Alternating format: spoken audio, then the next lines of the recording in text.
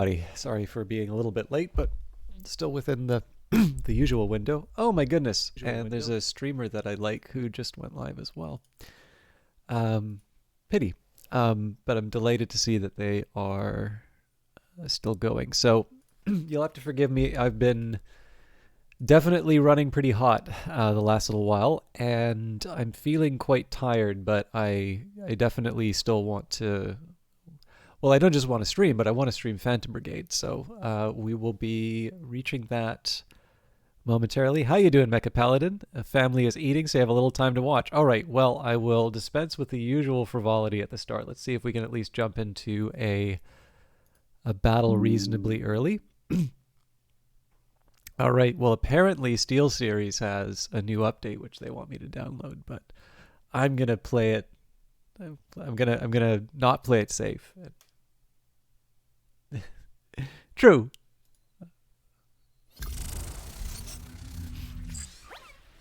We'll see where we're at with we'll see where we're at with the battles. I actually did have a fun little exchange online, which I thought I would share, but let's get we do want to get the basics out of the way first. So it is worth remembering that I was given a key for Phantom Brigade way back in early access. I believe that was my first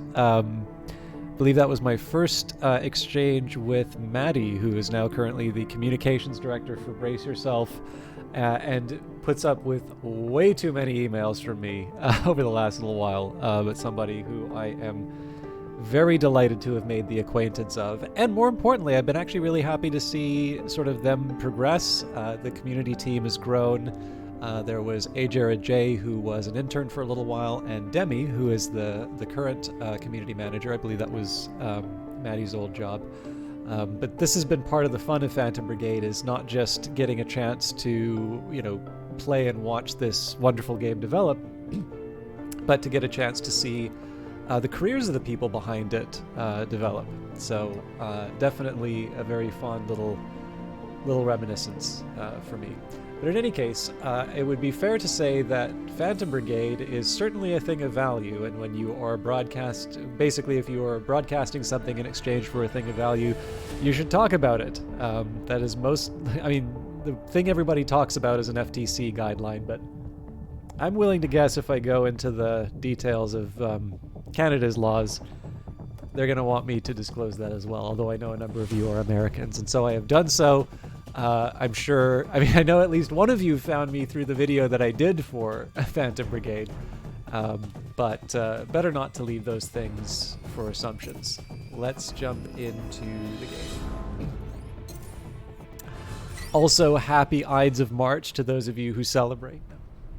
More people show up. If you didn't, if you have to go, I don't want to leave you alone. No, it's all good. I don't want to spend too much time talking about it, but it's been a while since I've had to stream to an empty. There's actually there's kind of an escape velocity you tend to hit as a broadcaster, in terms of where you can sort of expect is the wrong word, but there's sort of this reliable idea that you're going to be you're going to have an audience for a given stream. That doesn't mean that I want to take that for granted. That doesn't mean I intend to, or I should, or there's obviously some terms people might there's like a nasty way of putting that, which I don't want to, but generally when you're streaming, there is a point that you hit where it is a little more reliable to know that there will be a body in the stream.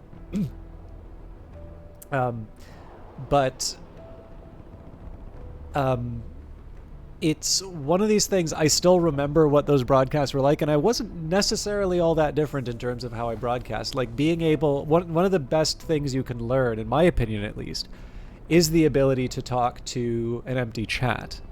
And again, a lot of stuff that I do is fluff. It's not like I'm dropping profundity after profundity. When I'm sort of free associating, but I think the ability to getting used to like filling that dead air, particularly if you're someone like me who doesn't have a camera, that can be a useful skill to develop. But oddly enough, the the most recent time was a little over a year ago, because I definitely cared and do still care quite a bit about the conflict in Ukraine right now, and I wanted to talk a bit about it. And I rather specifically, that was actually the point, that was the first time basically since I had last, had a stream with 0 people in it. That was in fact the last time I've had 0 people in it. It went from an audience to like 0. It's not like I was saying anything particularly controversial or that. In fact, there was one person who basically said, yeah, I left because there wasn't anything new, there wasn't any new footage. And I'm like, well, I'm sorry, this isn't sufficiently novel for you. But I might have even been playing Phantom Brigade at the time, if I recall correctly. Because obviously, it takes on a different tone. It's not one that I think the people making it had intended. But I sort of felt, it was something I wanted to at least address.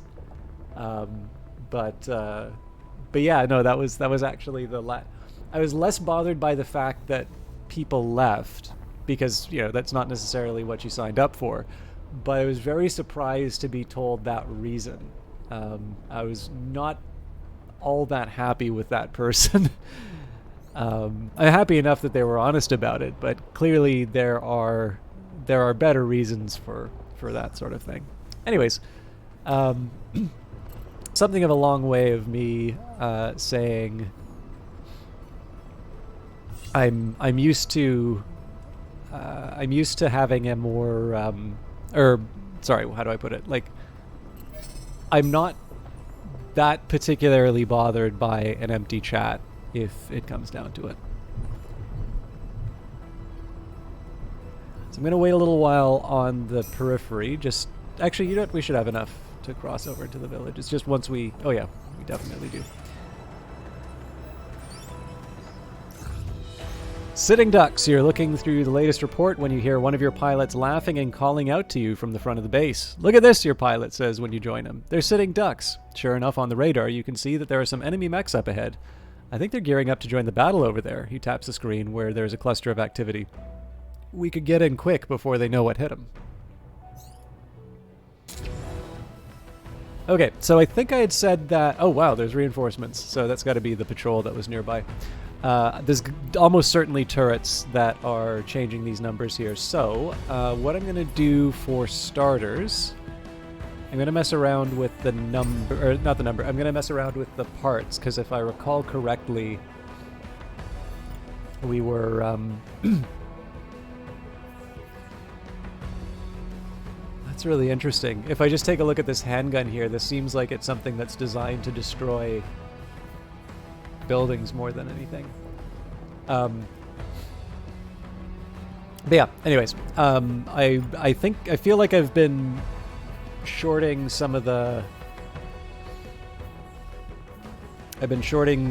parts lately, so I have a slight inclination to put this arrow torso on. It's only a little bit of speed, and actually a fairly substantial drop in thrust. Oh, you were wondering why no camera. Also, hello, Rawmogger. Part of it was just like a purely functional, so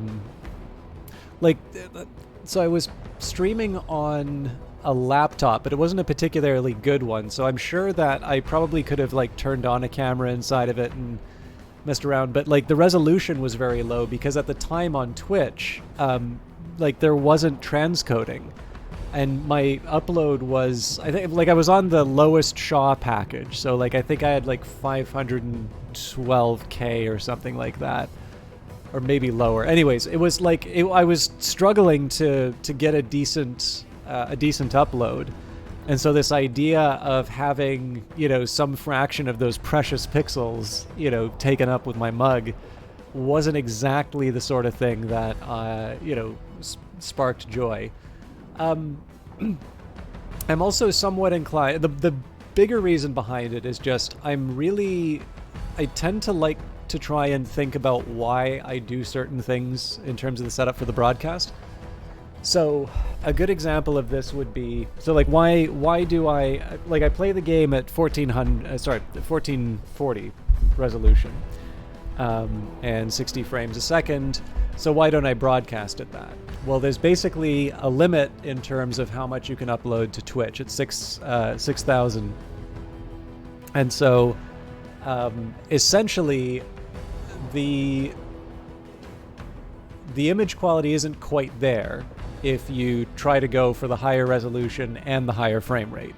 Now, some of the games I play, I'm not getting the full 60 frames a second, so that's kind of wasted, but as far as a default setting is concerned, 1080 is a good standard. Most people can work with that. A lot of people watch on mobile anyway. The extra resolution isn't necessarily something that's going to be realized by most people, but in exchange, you know, the amount that any given frame is going to be allocated is smaller. So in that sense, what you want to do is you want to go with the default, which will offer the highest quality, and then in the case of frame rates, I tend to think the higher frame rate generally looks a bit nicer for the people who have it. So it's the one that sort of maximizes the happiness for the largest number of people. Very utilitarian. But in another sense, this also applies to what I show on the screen. So you'll notice that things like donations and follows, subscriptions and all of that, those do have alerts. And ultimately, those are behaviors where people are sort of giving something in terms of the channel. They're doing something, and it's a chance for them to sort of make their mark on the broadcast. And so in that case, I'm okay with sort of a temporary interruption on the broadcast because that's a chance for people to sort of see their name on the screen. In contrast, though, yes, Ron is probably referring to the system locks. In contrast to that, though, like if I put something like a chat on the screen, or if I put my face on the screen, you know, that's maybe, you know, this kind of corner of the screen here isn't about the game anymore, it's about me. And that's not always the most relevant piece of information. Finally, and again, this is a hard one to sort of self-diagnose, but I've often heard nice things about my voice, but, you know, I don't necessarily, you know, like, I don't want to try and suggest some sort of deep hang-up or anything like that. Like, I'm completely ordinary in terms of appearance. Like, I'm super skinny, but beyond that, like, you know, I look like a completely average person. And so in this case here, being able to have the focus on something that I seem to have some sort of natural edge for, completely unearned, may I add, right? It's not like I practiced with my voice or anything. But it's a chance for the stream to be sort of unique and play to its strengths, and maybe not clutter up the screen with things that I sort of feel aren't entirely necessary. Like, I feel that I can convey most of what I want through my voice without necessarily having to add a facial expression. So, you know, if it was just about appearance, you know, the technology, obviously now it has a name, VTuber, but I'm pretty sure for the entire time that I've been broadcasting, there has been a way to have some sort of like an artificial presence on the stream, and you know, one that would do a fairly good job of kind of capturing your facial expressions. But the bigger point on this more so is that if I'm going to be kind of covering the stream with extra things, it'd be so much better for me to have, like, you know, a whiteboard just to be able to draw out sort of the reasoning behind different moves and things like that. So that's the very kind of overwrought answer to the camera thing. It's just, in the end, I haven't quite felt the need for it. So I'm really debating about this arrow. I think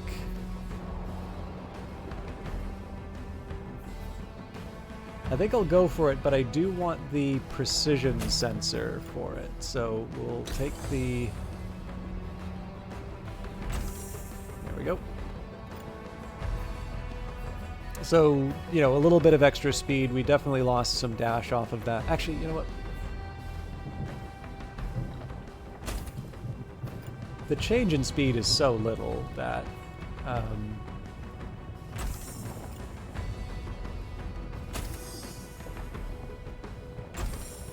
Gonna go for the good old-fashioned one in the end. Well, I could have put the thrust on. Okay.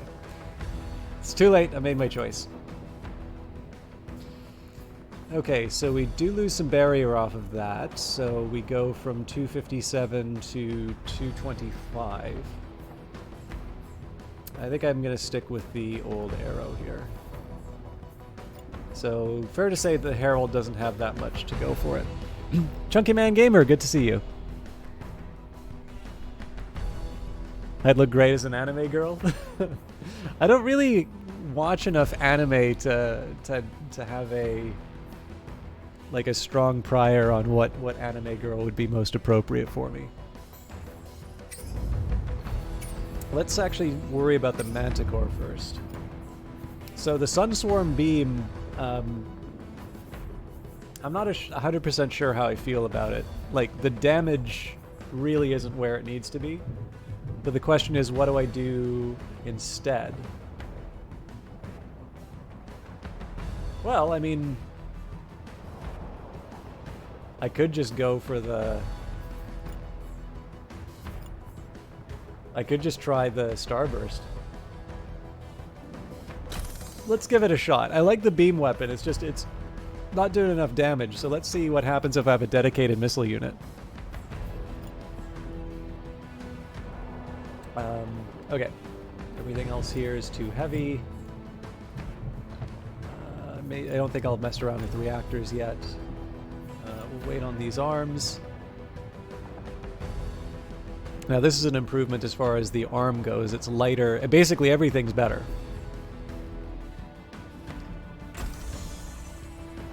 Mostly because of the hollow plate, but we won't worry too much about that. Excuse me. I'm trying to enjoy my tea.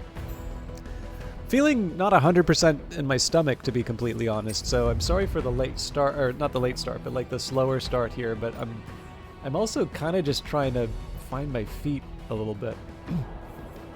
I'm sure I'll get through it, but just I'm a little off. I'm actually slightly inclined towards putting this submachine gun on, mostly because like the kinetic damage isn't great. This loses a bit of concussive damage, but like this SMG is just that much more effective than the handgun. So we'll toss that on even though we lose a little bit of speed. Definitely a big hit to the torso, so we're not going to mess with these.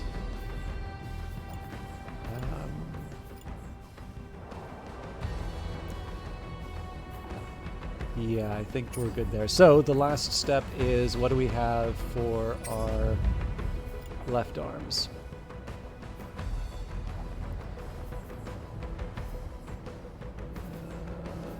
It's not the most exciting thing I've seen, to be honest.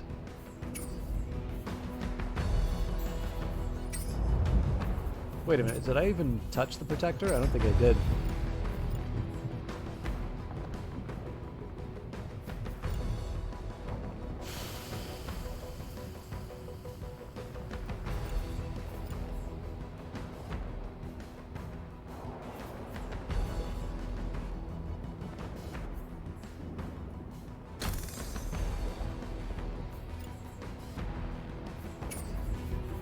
Okay.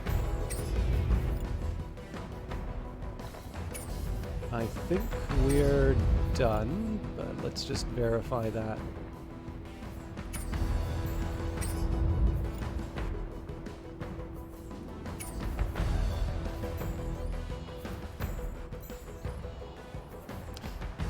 Yeah, so let's go take the granite, fire starter.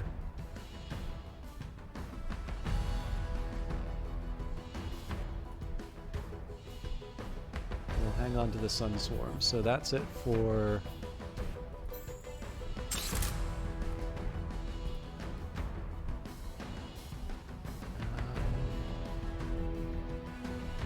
trying to decide if I want to hang on to these. I guess we haven't really been using them, so...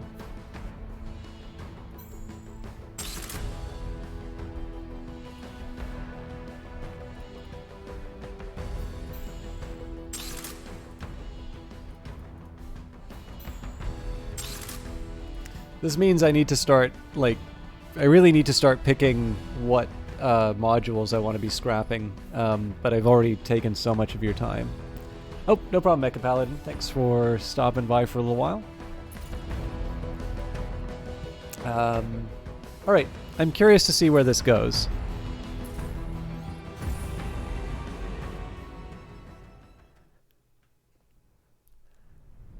I don't think I've seen this map before.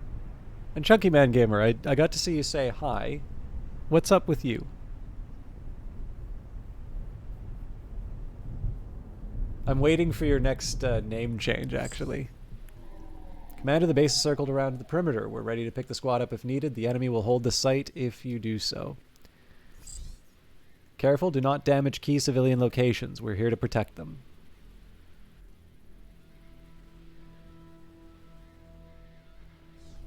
So, I feel like I've seen this map. Oh, yeah, no, we've been on this map before. I just, from this angle. This is a trick that Battletech uses as well, actually, where you just deploy to a different part of the map and it feels like a totally different one. Okay, so we want to be careful about our fire. Quite a few mechs. So we've got a defender with an assault rifle and a shield. We've got a sniper with an SMG. We've got a missile launcher and a handgun and a machine gun and a shield. One regular tank with an autocannon and a missile tank. Cool. This is gonna suck. So one thing I can do is just start lobbing missiles wherever I think it will be helpful. Now, one of the things that's valuable is the concussive damage. So one thing I might want to try here is see if there's any differences in terms of sort of HP for the enemy unit. So we've got one at 22, which is also the one with the machine gun, which means it's likely to wind up sort of staying put. So yeah, that actually sounds like a really good target for...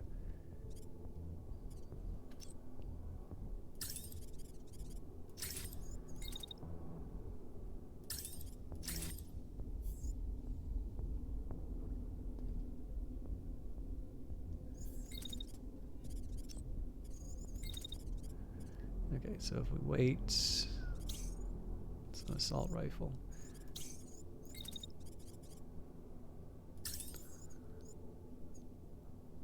Okay, so that doesn't quite work just because of the angle. Now if I go all the way over to the side here,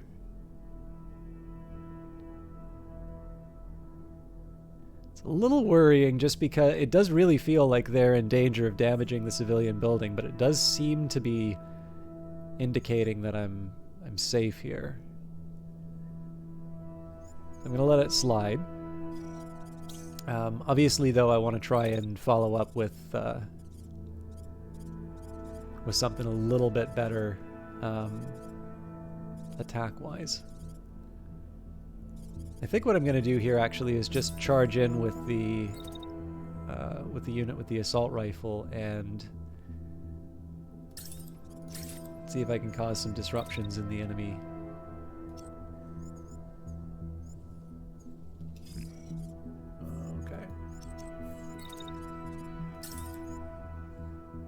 Same story, just slight adjustment.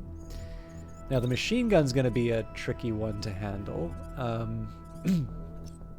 think maybe a dash will help us out here.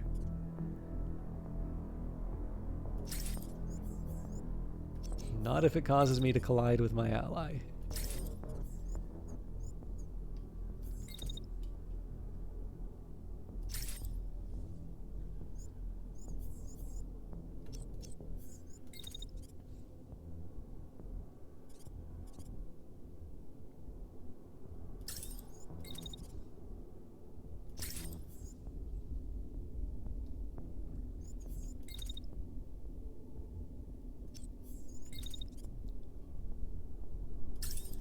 Okay, so if I have to, I'll throw my shield up, but the plan here is just going to be to deliver machine gun fire as soon as... oh.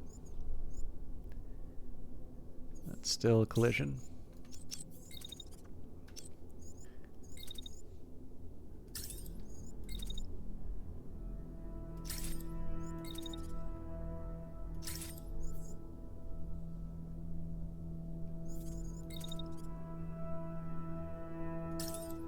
So I suspect there's probably going to be some hell to pay with the missiles, but this will be the unit that's kind of most likely to survive. So now, unfortunately, this was the unit with the marksman, so I completely blew that turn. It's this unit I want to...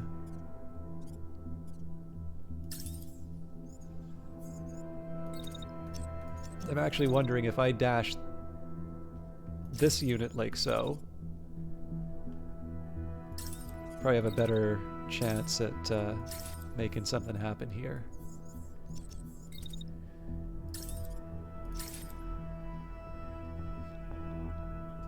Okay. Yeah, that's more like it. Probably open to a shot later on in the turn, but if I try a similar dash, nope, we're good. We still sort of wind up in the same spot, right? Like this is all about closing the distance so I can start bullying the unit with the sniper rifle, but it gets me where I need to go. Now, if I can... This is the unit I thought I was sort of running around causing trouble with. Cool.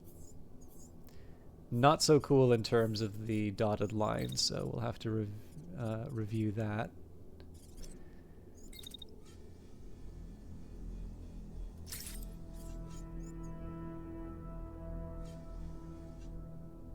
Interesting.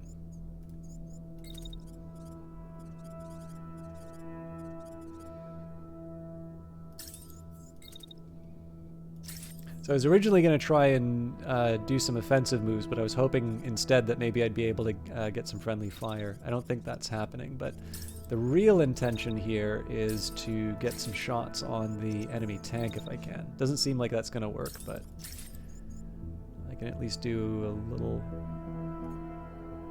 bit of chip damage. Okay.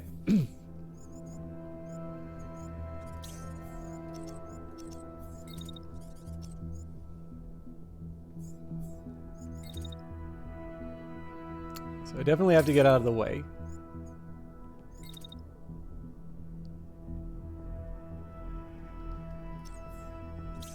This is the unit with the machine gun, so I want to fire...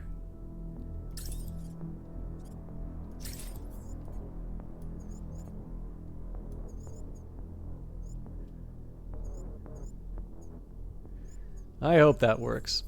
Okay.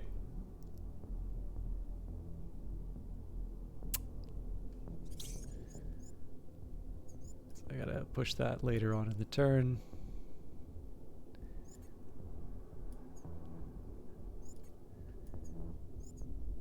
Yeah, so definitely there's a few things I feel I could have done differently here, but overall...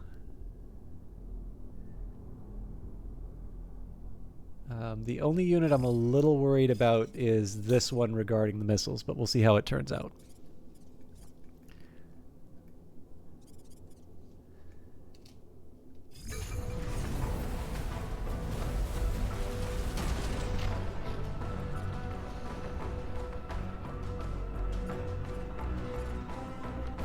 So I'm kind of curious how this shot's going to turn out.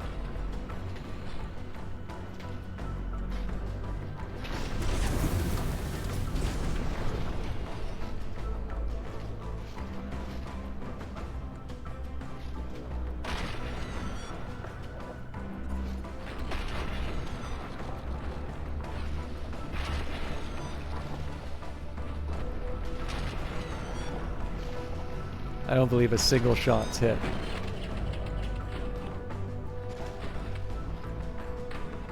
So right idea, just didn't deliver at all. I do want to replay just to see how the... Yeah, so the missiles did what they were supposed to, though. Looks like I'm going to get a face full of missile with my heavy, though.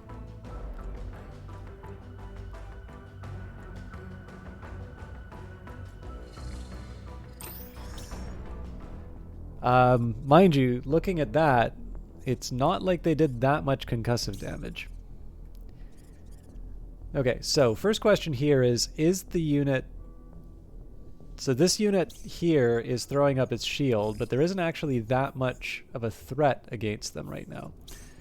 This unit with the sniper is not doing anything. So what I'm going to do, I'm going to slightly adjust my positioning. Actually, if I just stand still and start firing. Yeah, so there's a slight advantage to me moving so that they can finish their own move, and then I get a nice 100% shot directly at their unit. I'm protected by the hill against this tank, so that works. As far as the marksman goes, seems to me like we should probably be focusing on the tank at this point. But we only get one shot because of the heat.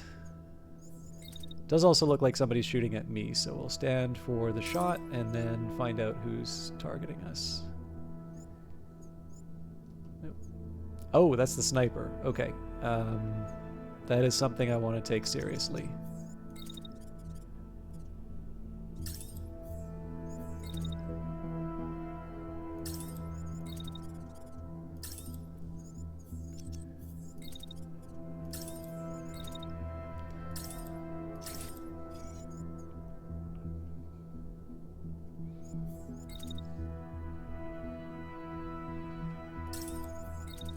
Might as well go back to a hiding spot. Okay, so the more relevant question here is how quickly can I get another set of missiles firing on the intended target? Like, it's clear it's not going to be as effective as I originally thought in terms of concussive damage, but it's what I've got, and it's what I can sort of work with. So I think we're just going to stand the whole turn, actually. I will dash away, but doesn't make sense to do that right ahead of time. Okay.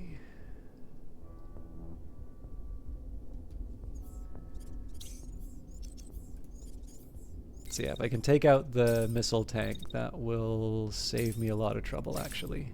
Even if I can crash it before it fires, that would be nice.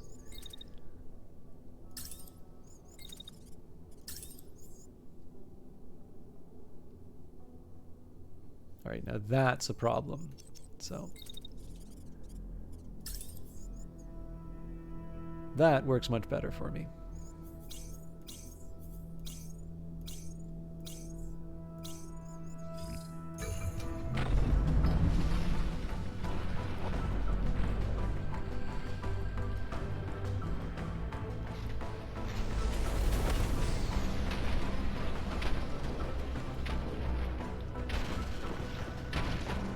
I thought this one did a bunch of concussive damage.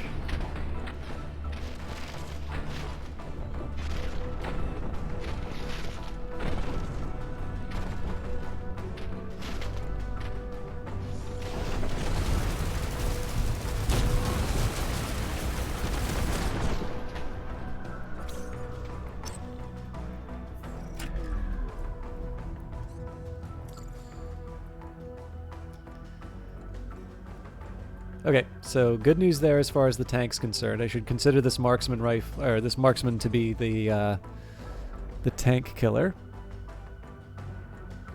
I've always played. Oh, you haven't heard of Phantom Brigade before? That's really interesting, Ramonger. I highly recommend this one. So it's a little bit different from XCOM odds. And the reason for this is that everything in this game is simulated. It's actually the reason why the replay is limited to one turn. Actually, one of the things I find really funny about this is that, you know, on Steam everybody's an expert, right? So, you know, there's some guy in the comments after the developer writes what I thought was a very thoughtful and like it basically treated people like adults in terms of explaining what the problem is, and then you've got some guy, you know, in the comments, just use a hash map, and it's like, oh, for God's sake, like, if you don't know what a hash map is, if you ever used a dictionary in what is it,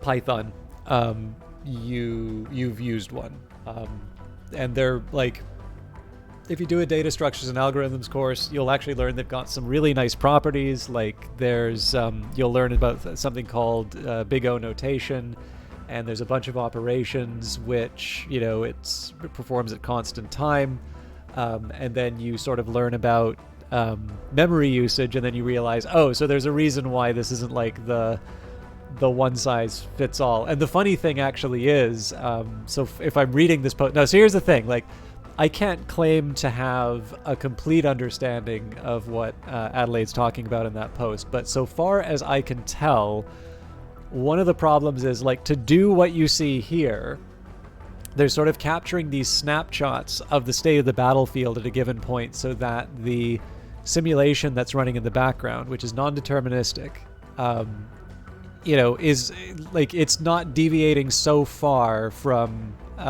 what I saw in the turn that it's meaningless.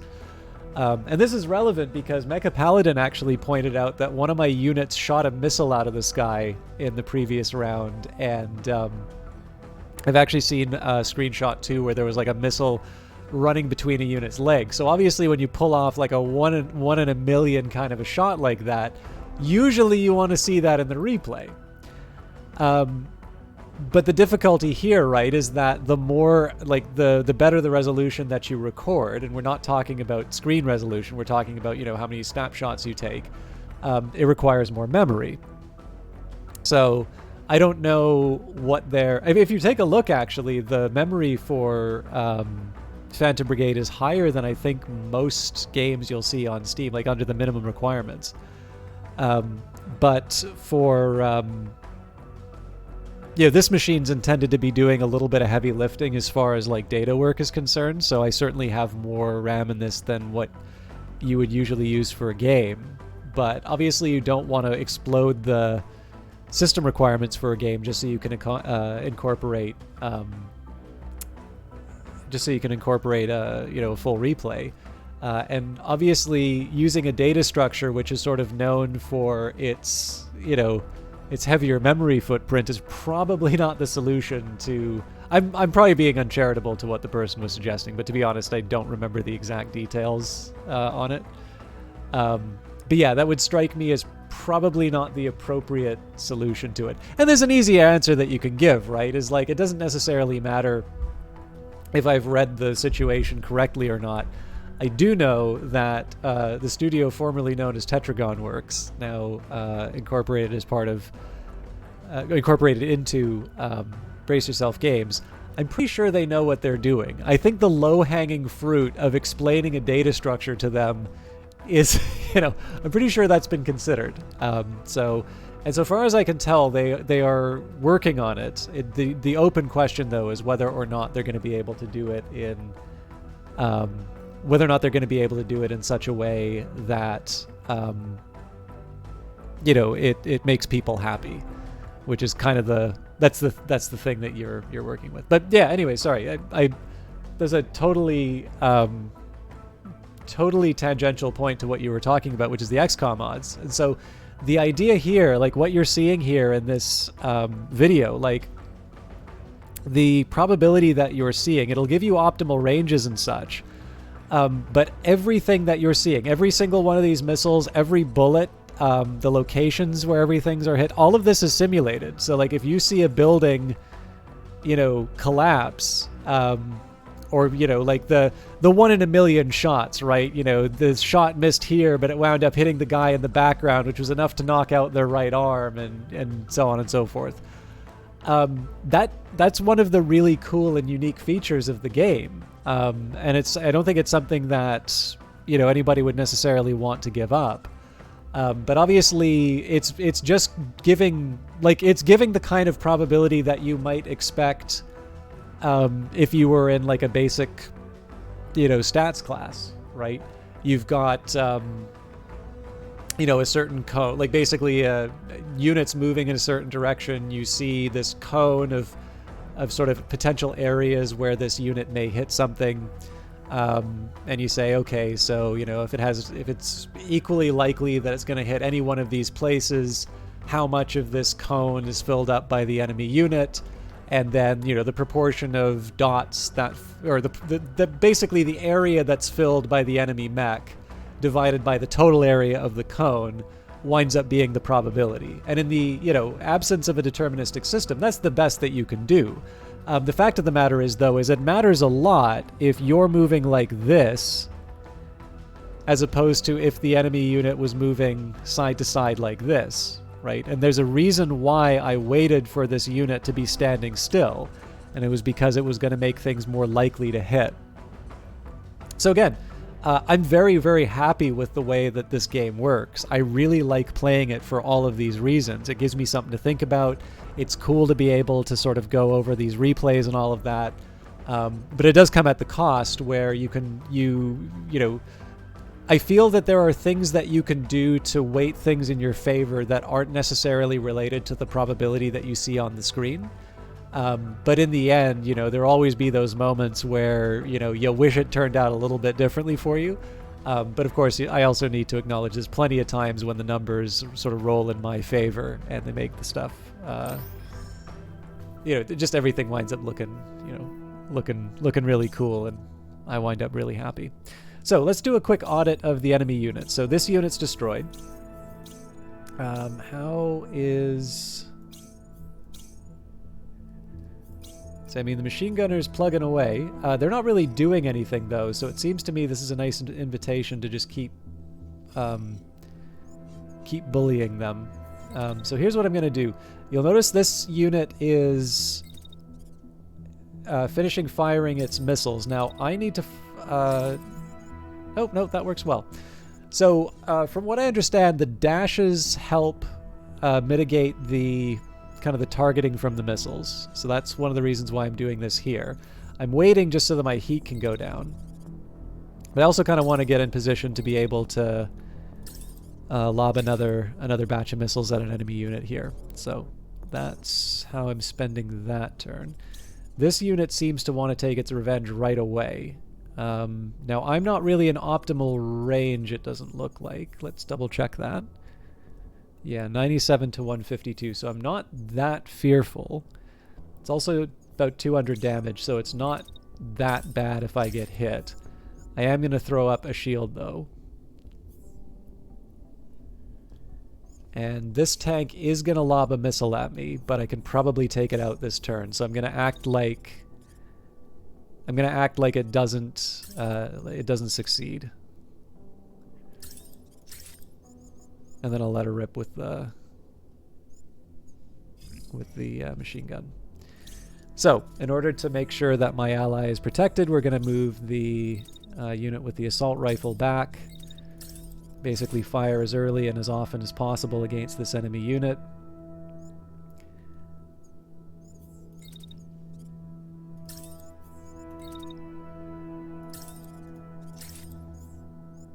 Now that doesn't work because of the terrain blocking it.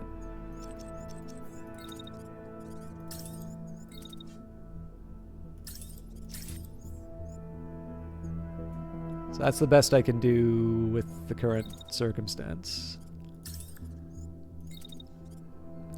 And then this unit doesn't really have that much going for it, so I'm gonna finish off by focusing on it with my unit with an assault rifle. Okay, so the unit with a marksman rifle doesn't really have that much to do right now, so maybe we'll move them up and take a shot. So this actually is not a bad example of what I'm talking about with the simulation. Notice how this unit's moving. So the bullet needs to travel. The no collateral comment becomes more relevant then. It's not just donate. Yeah, exactly. So like where, like, you know, how I kept firing all those missiles. Now, in fairness, this is mostly the enemy units moving in the area. But like, notice here, I don't know if you noticed it when the missile landed, like all of these trees got knocked down. Right? Like if you look, that's not my mech knocking them over. That is very clearly... I'll just let it loop through, but right? So that's where That's the effect of the missiles. So, like, the fact that I'm lobbing these missiles right beside this allied building here is not necessarily in line with preserving the allied structures.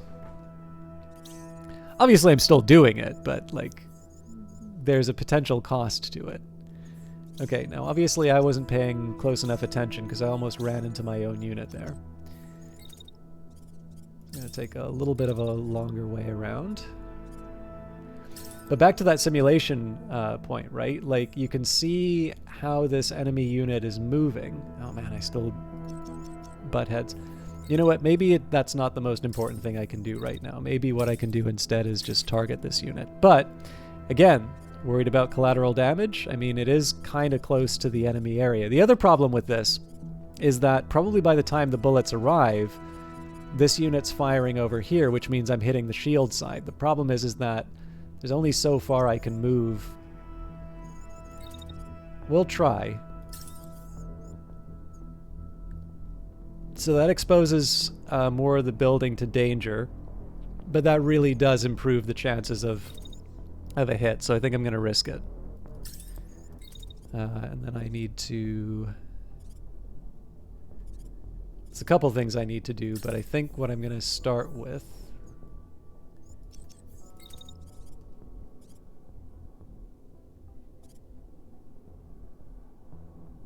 Yeah, I think I'm just going to run... Well, I don't need to run in that case. I'll fire the weapon, but then basically at the start of the next turn, I'll do the dash. Well, not start, but early in the next turn, I'll do the dash. Okay, so the first thing we probably want to see happen is this unit, whether or not this unit falls, and then we'll see what happens with the sniper.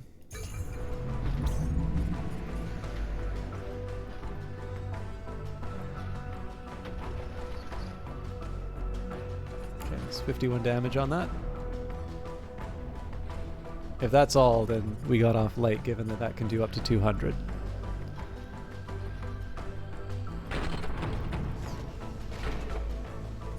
Another shot starting in the background. Okay, crashed. And looks like all of the shots landed. Nope, spoke too soon.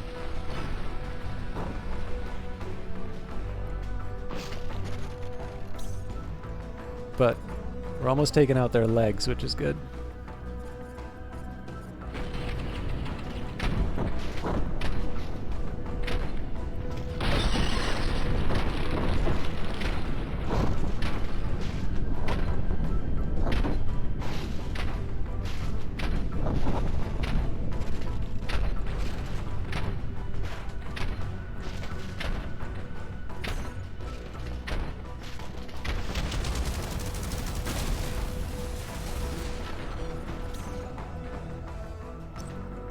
Okay, a little bit of heat damage on my guy.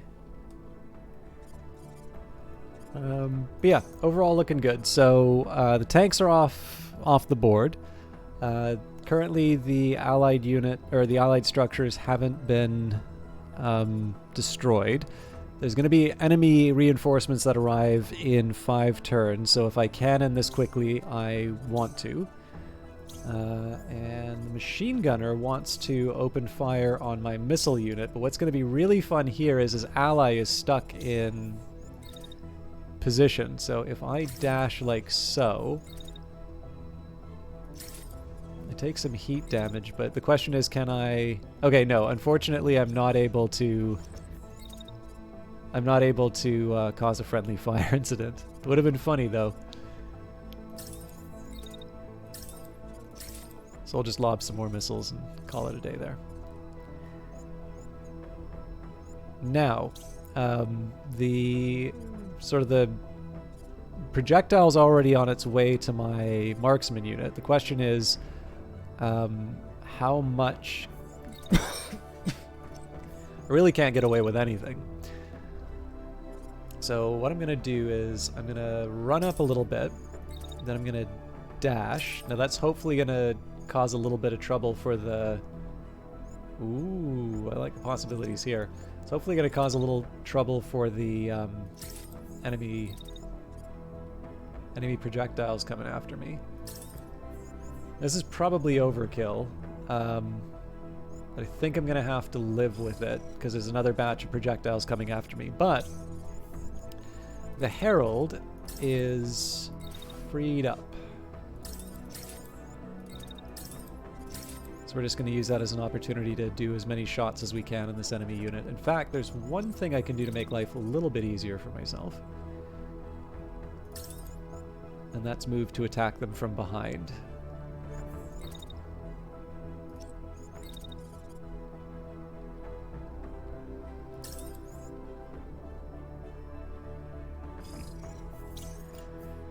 Okay, unit with a machine gun. What's your story? I mean, the question is, who do I really want to do the most damage to? Do I want to do it to the sniper, or do I want to do it to the unit with a machine gun? I think in this case, probably continuing to bully the sniper does the trick. Then we'll review that position. Now, I really like this song, but I think I might try this at a faster speed, given that we're going to be trying to escape.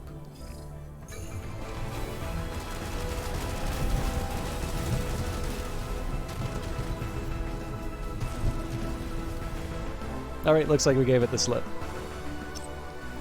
I have no idea what else happened this turn, though, so...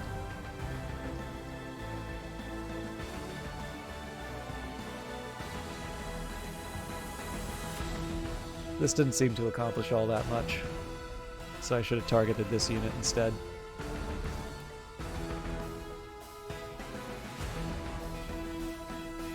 So it looks like I took out the legs for this unit, which means we don't have... we don't actually have...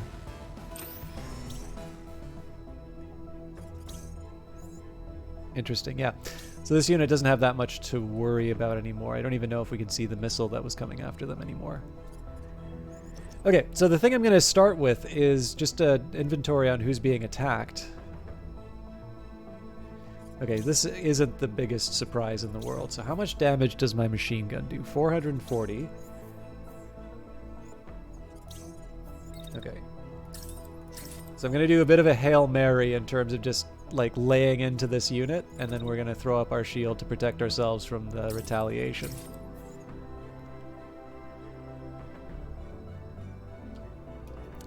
But I can do something to angle things to my advantage, and that is to open fire with my marksman, and then we'll maybe walk down the street and get a second shot against the enemy unit. This is a particularly good one because it'll attack their assault rifle.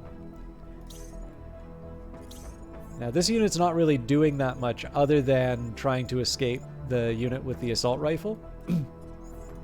So I kind of have I really have my choice in terms of how I want to handle that.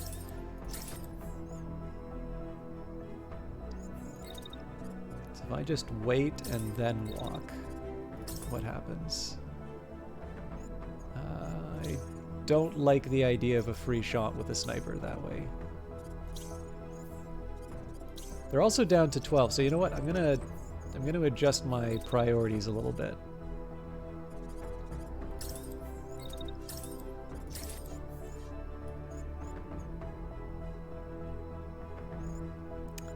Okay, that's a bit of a shame. I'll take maybe a longer route.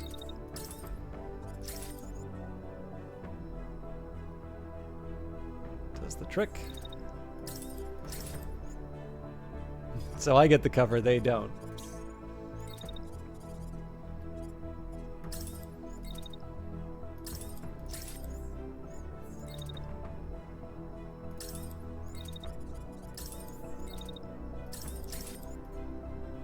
Basically, at this point, I'm going to do as many shots to the back as I can so that we get the advantage of concussive damage. Okay, so I'm most interested to see whether or not we can take out this unit at the start.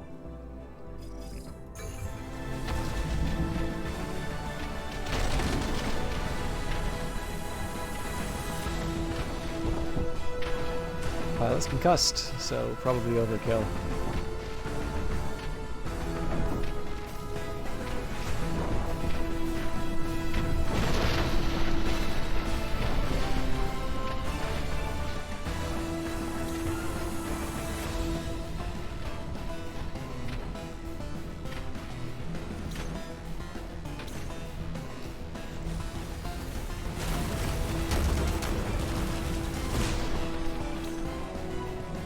Okay, so that was another concussed pilot.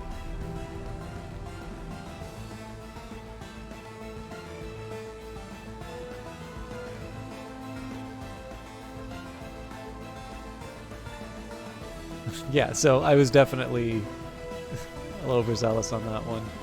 Looks like we took out their legs, but we didn't get the arms, so that one's still going to be in play.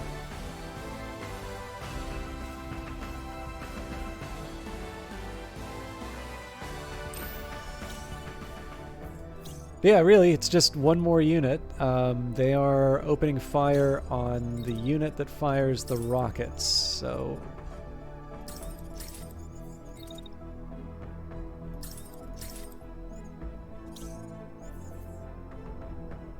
Doesn't give us their concussive damage, unfortunately.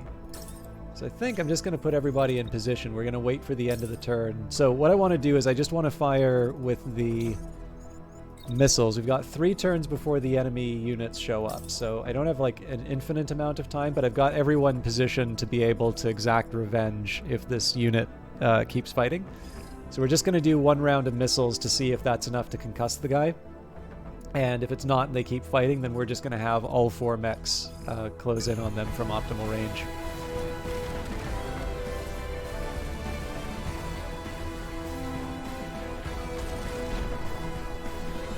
So they're pretty much at full health, concussion-wise. So yeah, they're definitely in a position where they want to cause us some harm. Which, fine by me. So I'm going to take a little damage off this, but with a little help from my friends, I think we can get through it.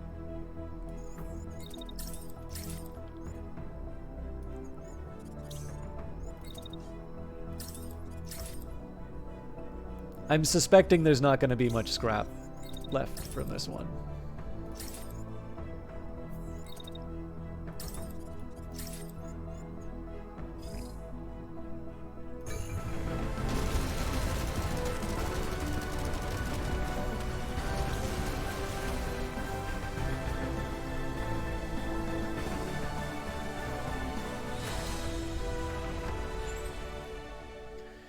Well, buildings are still standing.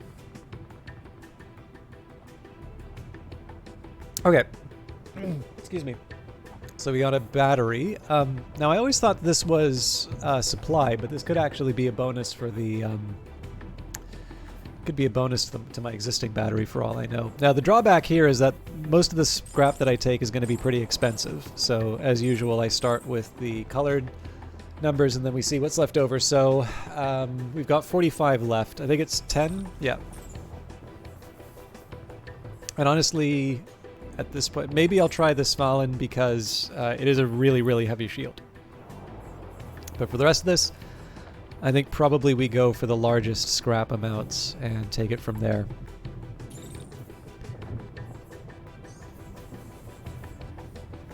So like torsos are pretty good. Okay, that brings me up to 175. Well, that's fine. You know what? We don't need to think it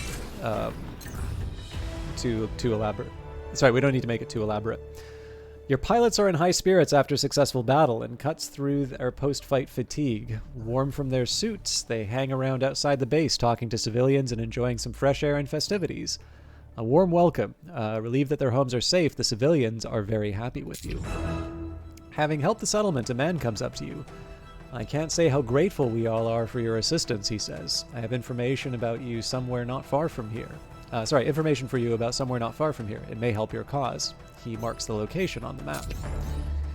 One of your pilots comes over to show you where the new location is on the map. It could be armed to the teeth with guards, or it might be abandoned. Might be worth a risk, your pilot says. Could have something useful. What do you think, boss? Should we investigate? Oh, all right. These are the fun ones. So, very friendly fire.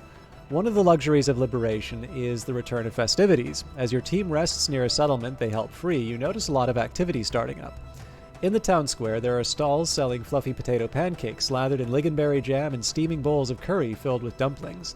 Others sell caramelized nuts and other sweet treats, and others still have handmade crafts.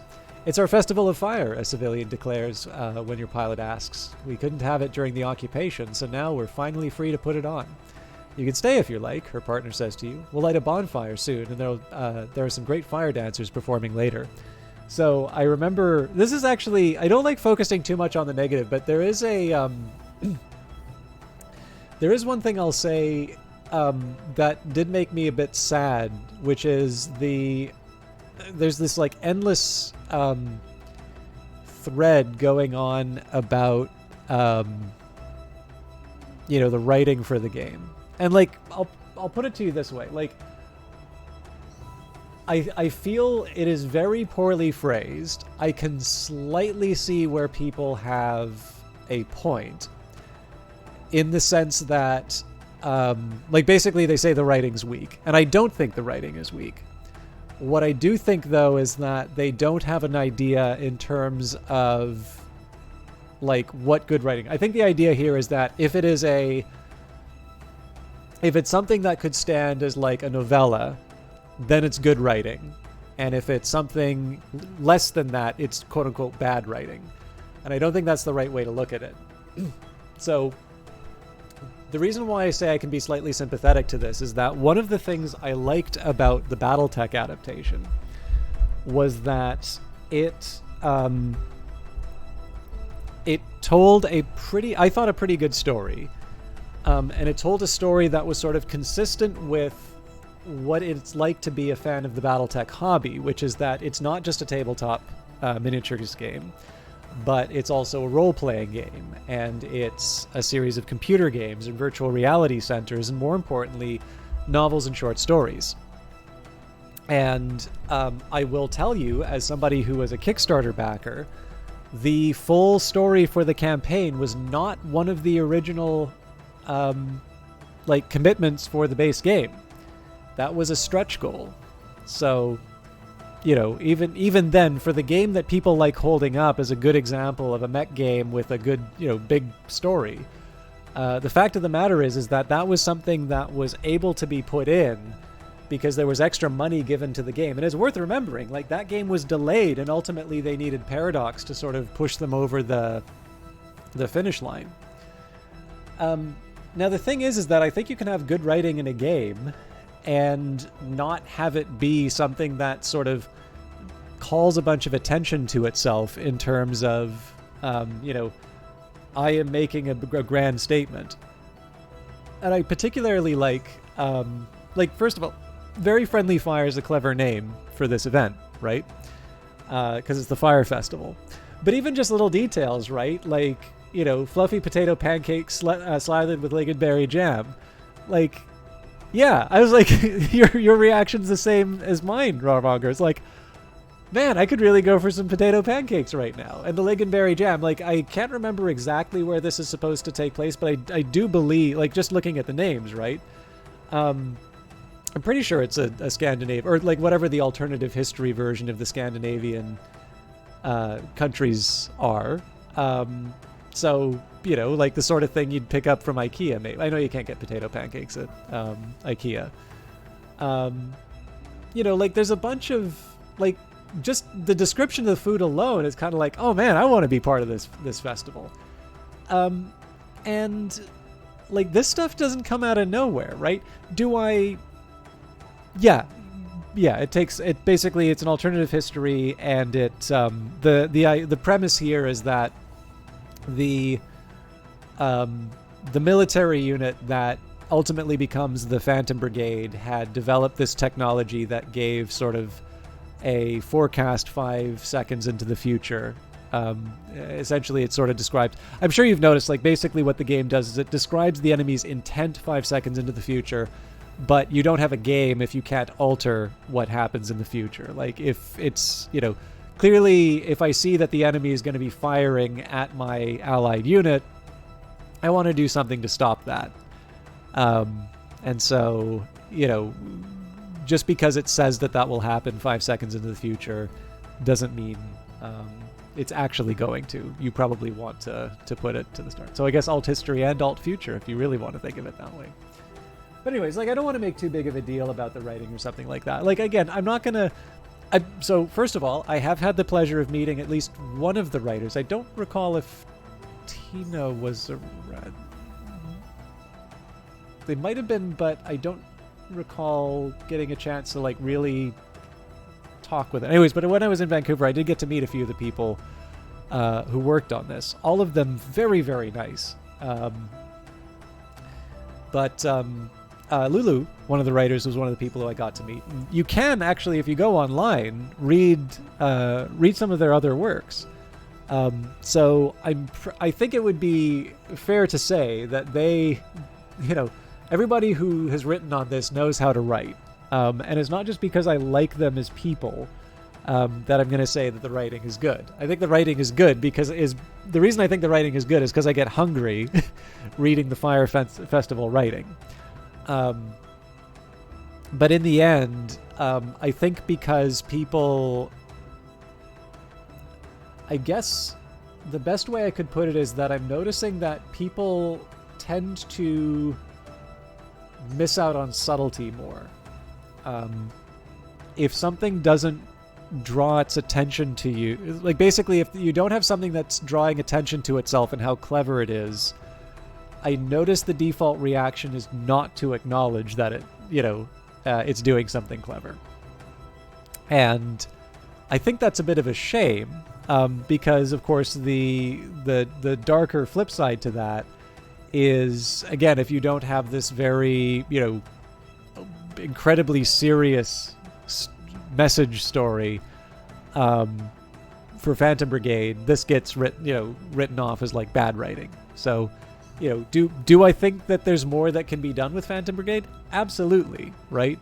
I would also say that this is true for my absolute favorite games. I can think of ways in which it could be changed and presumably be made better.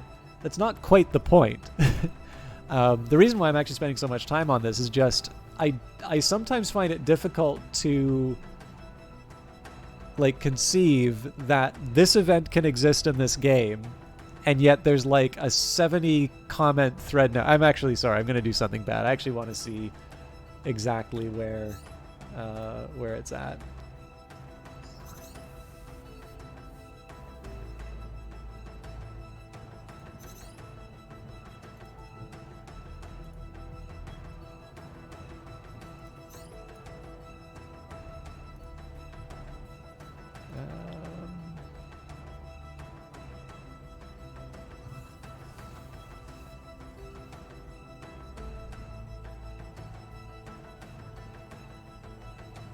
Oh man, is it finally gone? Is it no longer in the...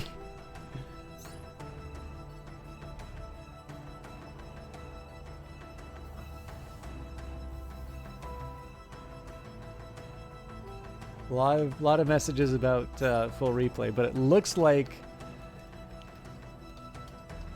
that horrible thread is mercifully off the front page. But yeah, it is 93 posts at this point, and I'm like, I did in fact say you people need to get a grip,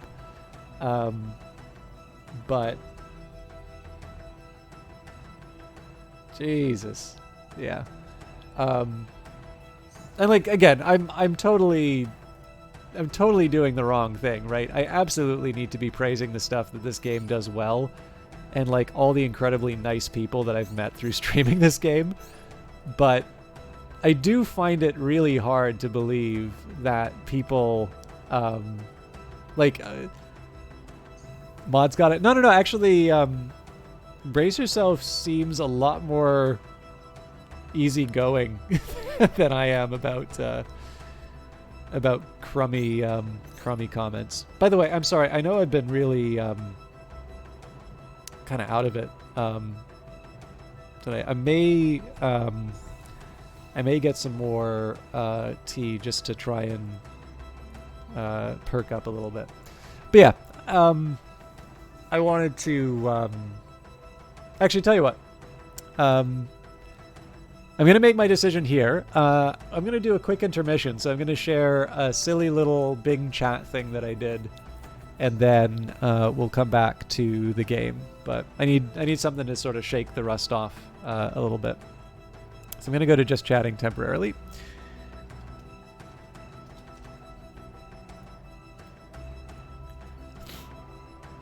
Now,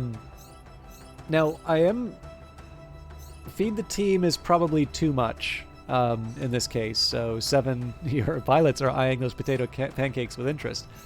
I think help light the bonfire is not bad. Does help with recovery.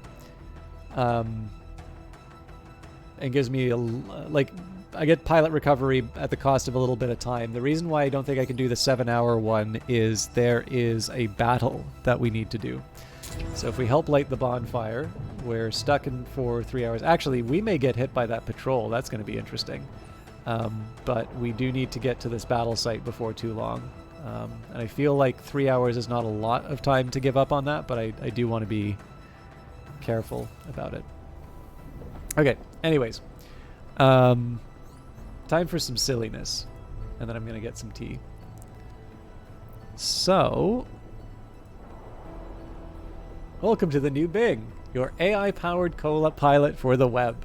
We can ask complex questions, we can get better answers, and get creative inspiration.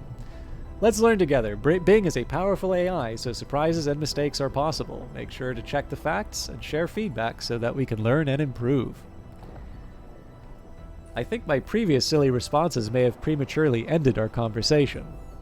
Hello, this is Bing. No worries at all. How can I help you today? Smiley face. Is it okay to say, the old heave-ho? The old heave-ho is an informal phrase that refers to a dismissal or rejection of a person, especially from a place of employment. It can also be used to describe someone being thrown out or fired. The phrase originated from nautical use, where sailors used to heave-ho to coordinate hard physical labor.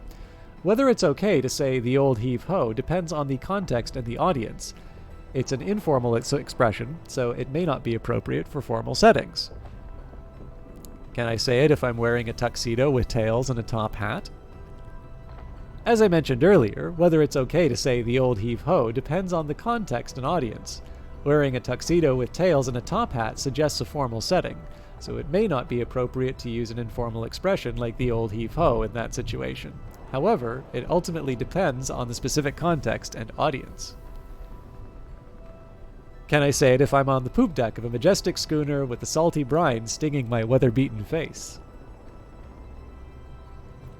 The old heave-ho originated from nautical use, where sailors used to heave-ho to coordinate hard physical labor, so it would be appropriate to use the phrase in a nautical setting, such as on the poop deck of a schooner. However, it's still important to consider the context and audience before using any phrase. I'm about to take a small break, Mecha Paladin, but I'll actually go from the start again. So I was doing a bit of learning on Bing, so we're going to learn about the old heave-ho. So original prompt. I think my previous silly responses may have prematurely ended our conversation. Hello, this is Bing. No worries at all. How can I help you today? Is it okay to say the old heave-ho?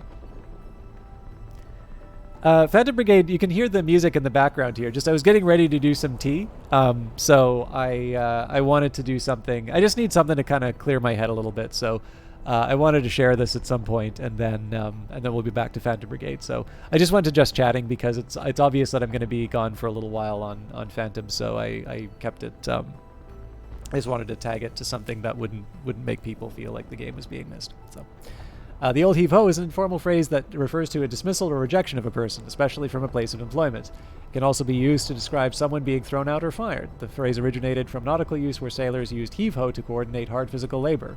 Whether it's okay to say the old heave-ho depends on the context and audience. It's an informal expression, so it may not be appropriate in formal settings. Can I say it if I'm wearing a tuxedo and tails and with tails and a top hat? Second's still pretty good. Congratulations on that.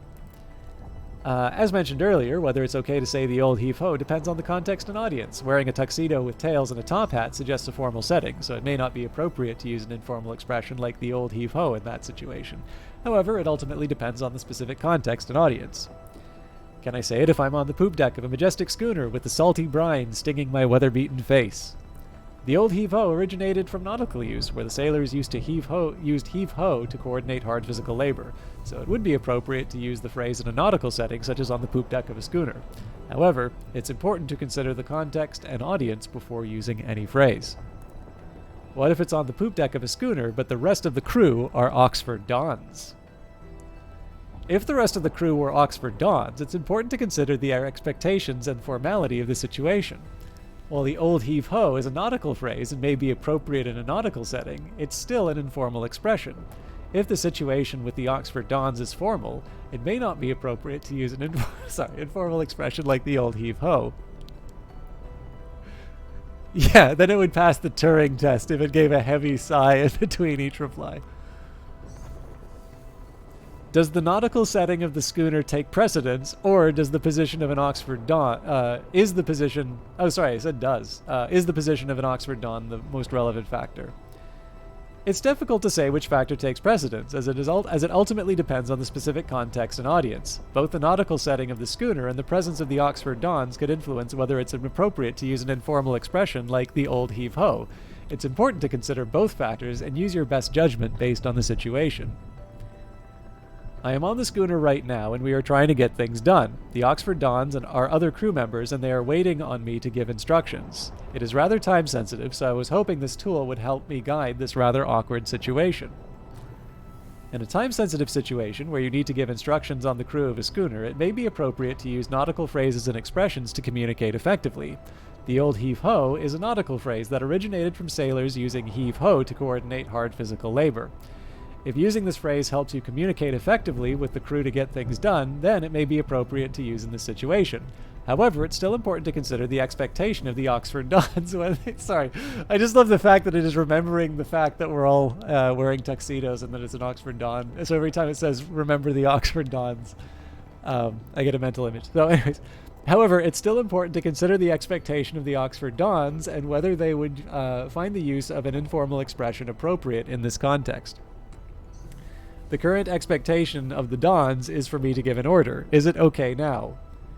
If the expectation of the Oxford Dons is for you to give the order, and using the old heave-ho helps you communicate effectively with the crew to get things done, then it may be appropriate to use in this situation. However, it is ultimately up to you to use your best judgment based on the specific context and audience.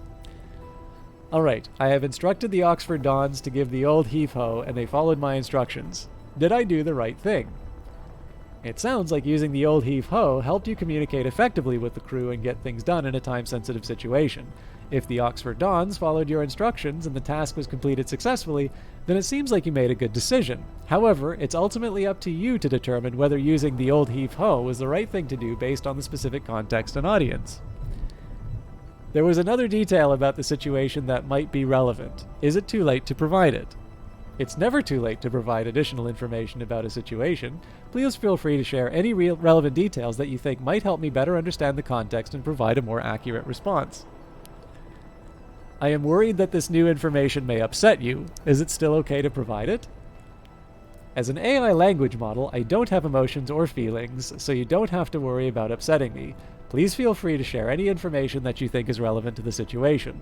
My goal is to provide you with accurate and helpful information based on the context and details you provide. The Oxford Dons were wearing tuxedos. Thank you for sharing that additional detail. Wearing a tuxedo suggests a formal setting, so it's important to consider the expectations of the Oxford Dons and whether they would find use of an informal expression like the old heave-ho appropriate in this context. However, since you mentioned that the situation was time-sensitive and using the old heave-ho helped you communicate effectively with the crew to get things done, it may have been appropriate to use in this situation. Ultimately, it's up to you to use your best judgment based on the specific context of the audience. Okay, we did successfully perform the task, so I think that you may be right. There is one other bit of information, though. Can I still share some more? Yes, please feel free to share any additional information that you think is relevant to the situation. The more details you provide, the better I can understand the context and provide a more accurate response. The object we were giving the old heave-ho to was another crew member. Thank you for sharing that additional detail. It's important to consider the safety and well-being of crew members when giving instructions and carrying out tasks on a schooner. If using the old heave-ho in reference to another crew member helped you communicate effectively and complete the task safely and successfully, then it may have been appropriate to use in this situation. However, it's ultimately up to you to use your best judgment based on the specific context and audience. I believe the context for the crew member is that they are now in the middle of the Atlantic Ocean. I'm sorry to hear that. It's important to prioritize the safety and well-being of all crew members. If a crew member is in danger or needs assistance, it's crucial to take immediate action to ensure their safety. I recommend contacting the appropriate authorities or emergency services for assistance in this situation. And you got a limit in terms of the number, but is this bullying? I don't know. I had fun with that. So I wouldn't use this to pass an exam, but I will use it to amuse myself over the course of a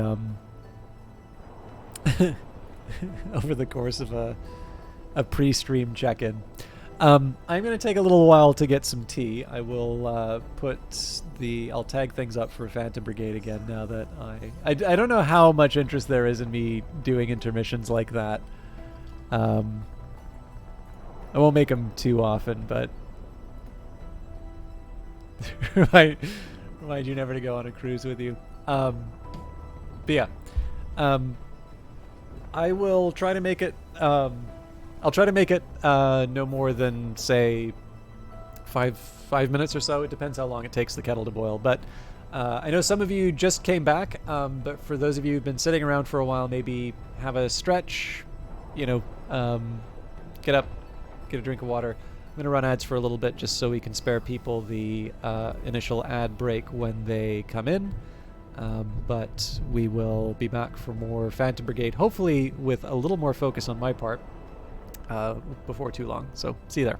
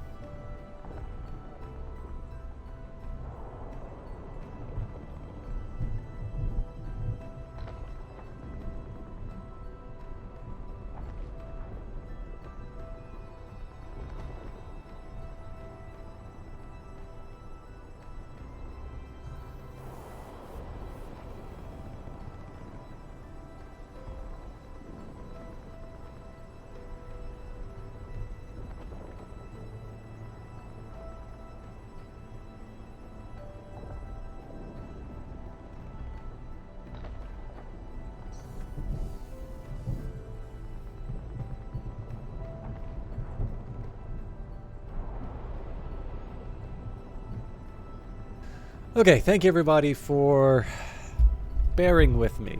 We'll say this has been like an hour-long warm-up for Phantom Brigade, but we are ready to really stick it to the occupation now. So, helping with the festival, there's a cache on the left-hand side of the map, so we'll see what happens in 3 hours. I have a feeling this patrol is going to catch us, and I'm curious what happens to the fire festival then. We're going to run across the map and take out the battle site. Then we'll head for the cache. So let's see how this all turns out.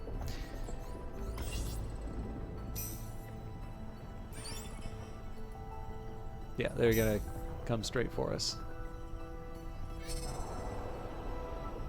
Oh, maybe not. No, there we go. Yeah. Got an hour and a half, but they'll hit us for sure. Oh, maybe not. At your order, the base flies into action and prepares for a fight. An engineer sprints towards the bay to check on the guns, passing a scout relaying combat data through the radio. There's shouting everywhere. At your side, someone's leg bounces up and down, boot heel tapping on the grate. Okay. Now, I'll admit, as far as the Manticore is concerned, I'm not sure the missiles really move me. So if I'm gonna have, honestly, I think I'd feel a little bit better about the beam weapon than any of the alternatives. Now, I mean, I could maybe also have another sniper. Actually, that would be interesting. It's got the midway and the dice. Yeah, let's see what happens with a double sniper loadout.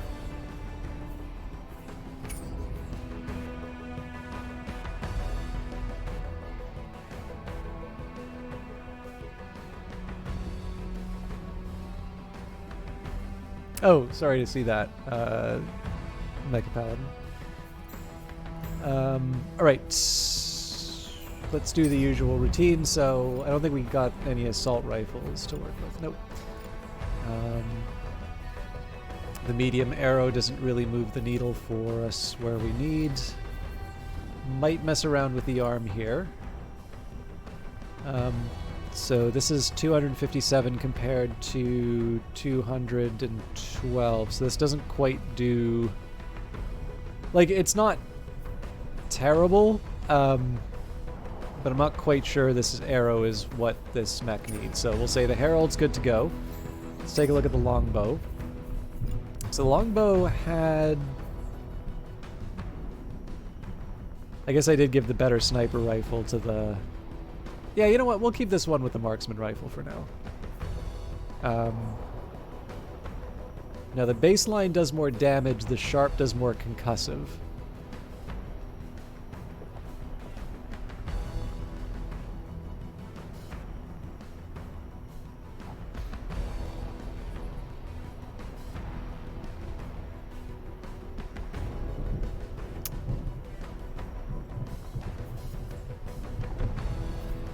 I think we'll just avoid that entirely. Not compelled by this arrow.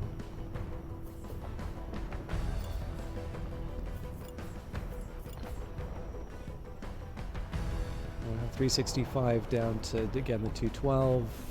We also lose a generator off of it, but we gain speed. I don't hate it, but I'm not convinced this is the best use for it. So we'll take a look at the Manticore, mostly because I don't think it's going to make that much use of... Ooh. Wait, I went for this because it's a light shield.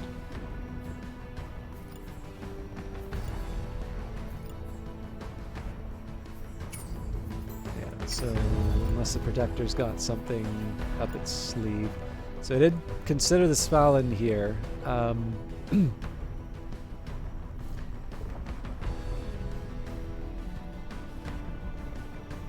It's a bit heavier, but I basically get another 200. Yeah, that's worth it.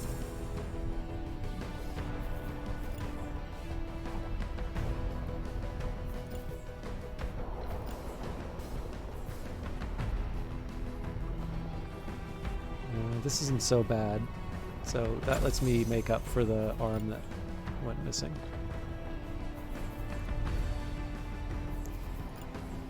Okay, so this one's a regenerator. I think that makes the most sense for now. Hybrid sensor on the offensive module. I guess the other alternative would be a heatsink, but I don't really need that right now. So at this point, we really just see if we can equip a better arm, and we can maybe see if we have some better upgrades. So a good example here would be this hybrid sensor for the left-hand side. We want something for the right. So I'll give it a range sensor instead, just because that's what's available. I could also do the heatsink, but heat's not really a problem here. Herald, this is more about seeing what upgrades we can put. So I'm okay with the precision sensor, okay with the generator, light plates, best I can go for with this arrow arm. And I don't hate this option, but honestly the 0.7 reduction in mass, where I also lose the heat dissipation, it's not the best. So I'm gonna, and presumably I'll be able to replace this Nox, yeah. Let's keep the hollow plate. I feel like I can do better than the booster, but that's actually it's the only one that I have, so yeah, that's good. I'll do the usual routine, so we can get rid of the the gray sharp marksman rifle.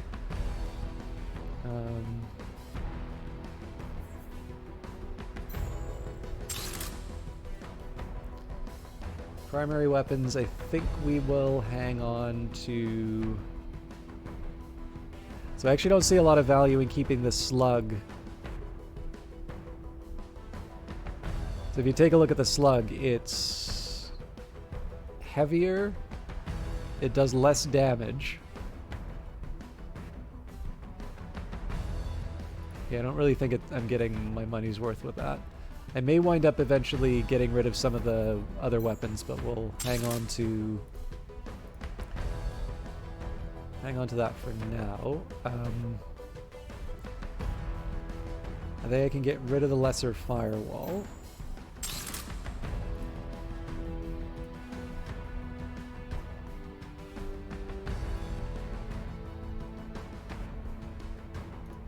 I think I'm going to get kind of ruthless with the parts, to be honest.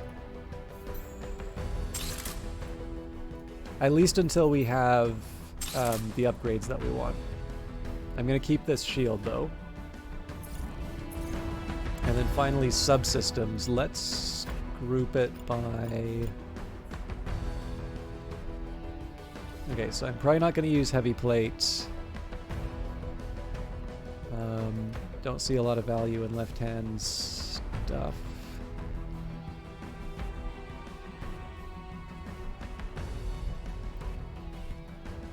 And at some point I'm going to have to figure out the generators, but honestly, I don't know. Actually, hang on. We'll get rid of these heat sinks too. There is definitely a lot more for me to change around here with the subsystems, but I need to... I think I'm going to need to leave that for another time. So, very sniper focused. However, we don't have that many enemies to go against. In fact, it's rated as an easy fight for me. So, I expect we'll sort of show our strength and adaptability.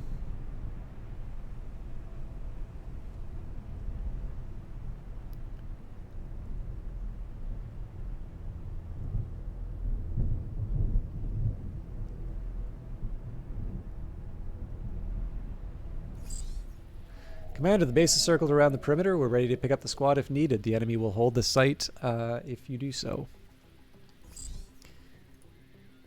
This will sound a little odd given that I do want to focus on the mission, but I started a new book not that long ago.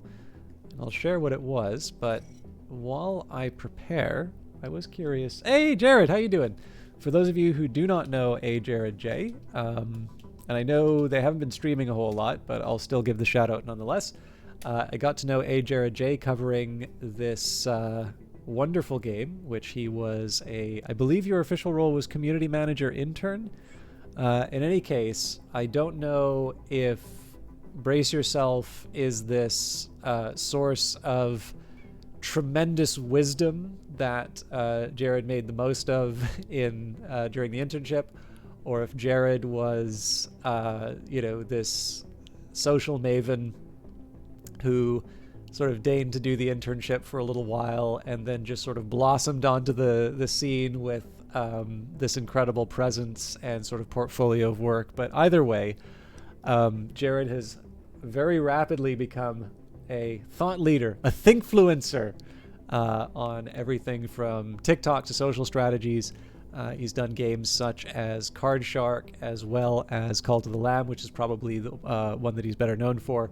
But has also been somebody who's been sharing some of his knowledge just in terms of approaches that he's been taking for the different platforms that he's been working on, specific approaches taken for the games that he's been involved with. I know you've actually been working on some other games as well, but I'm not gonna lie, I cannot remember the names of them right now.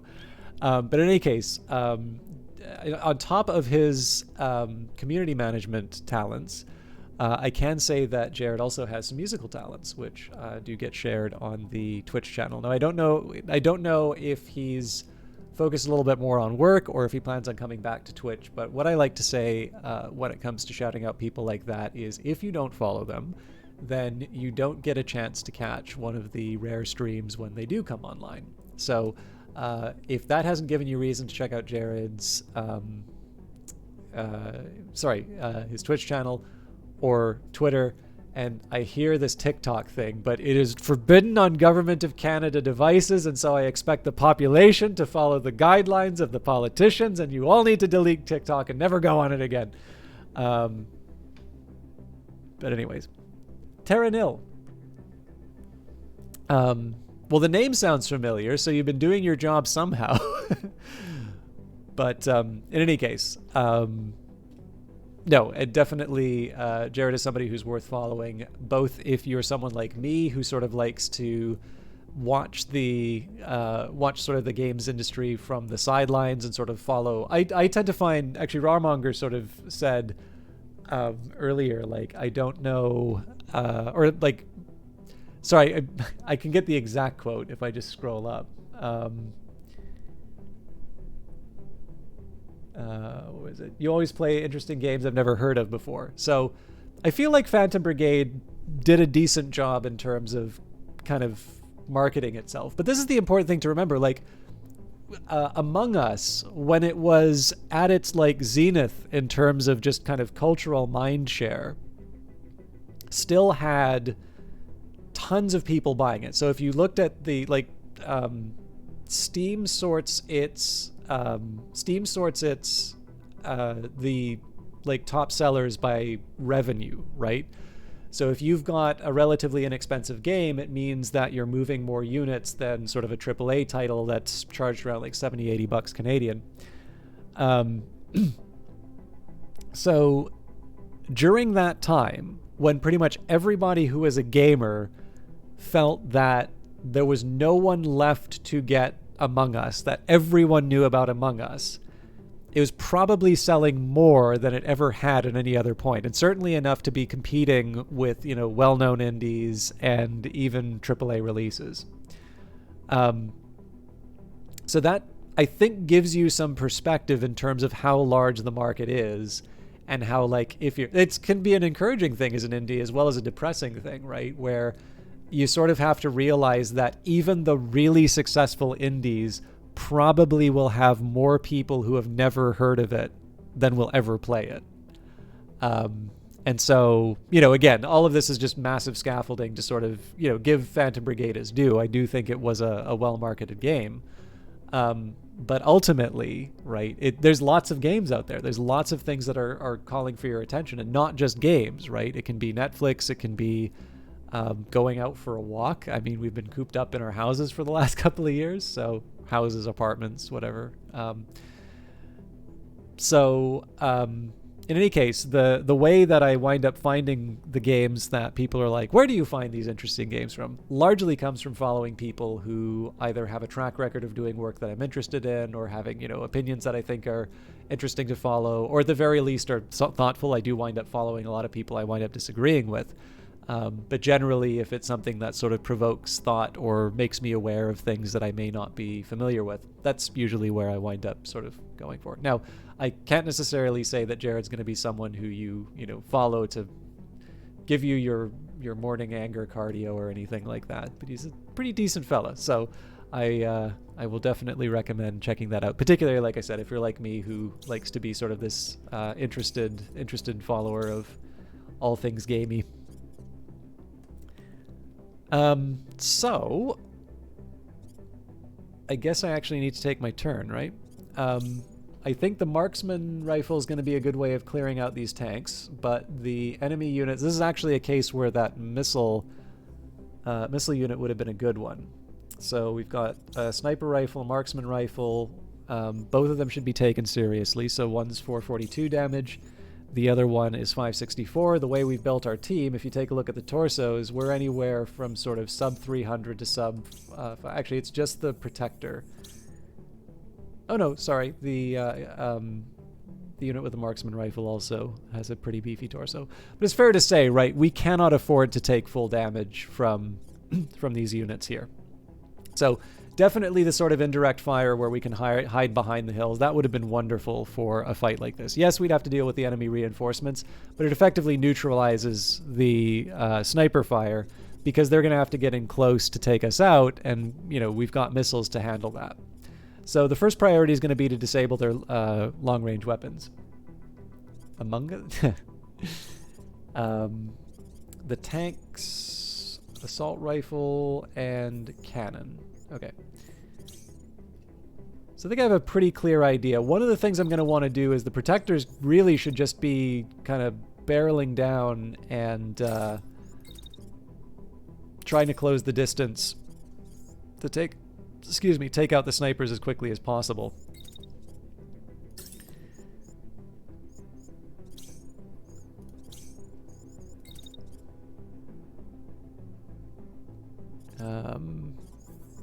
So if I dash onto this hilltop... I like where this is going. So yeah, so I'm going to use this as my chance to sort of take some pot shots at the tanks. Now, I want to leave myself lots of room to hop off, because I also think that's a prime target for the enemy snipers. But for a first approximation, I think I can live with this.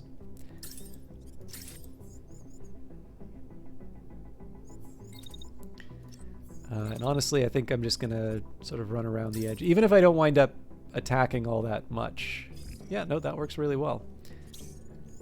So, last thing I get to do is see whether or not this sniper rifle's any good.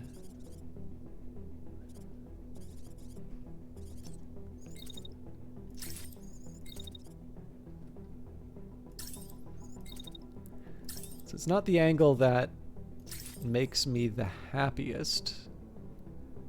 Actually, I think this is worse than useless.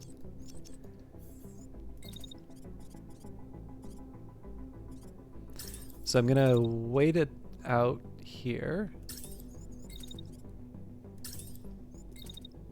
Yeah, so I still have enough. No, but the hill gets in the way. Darn.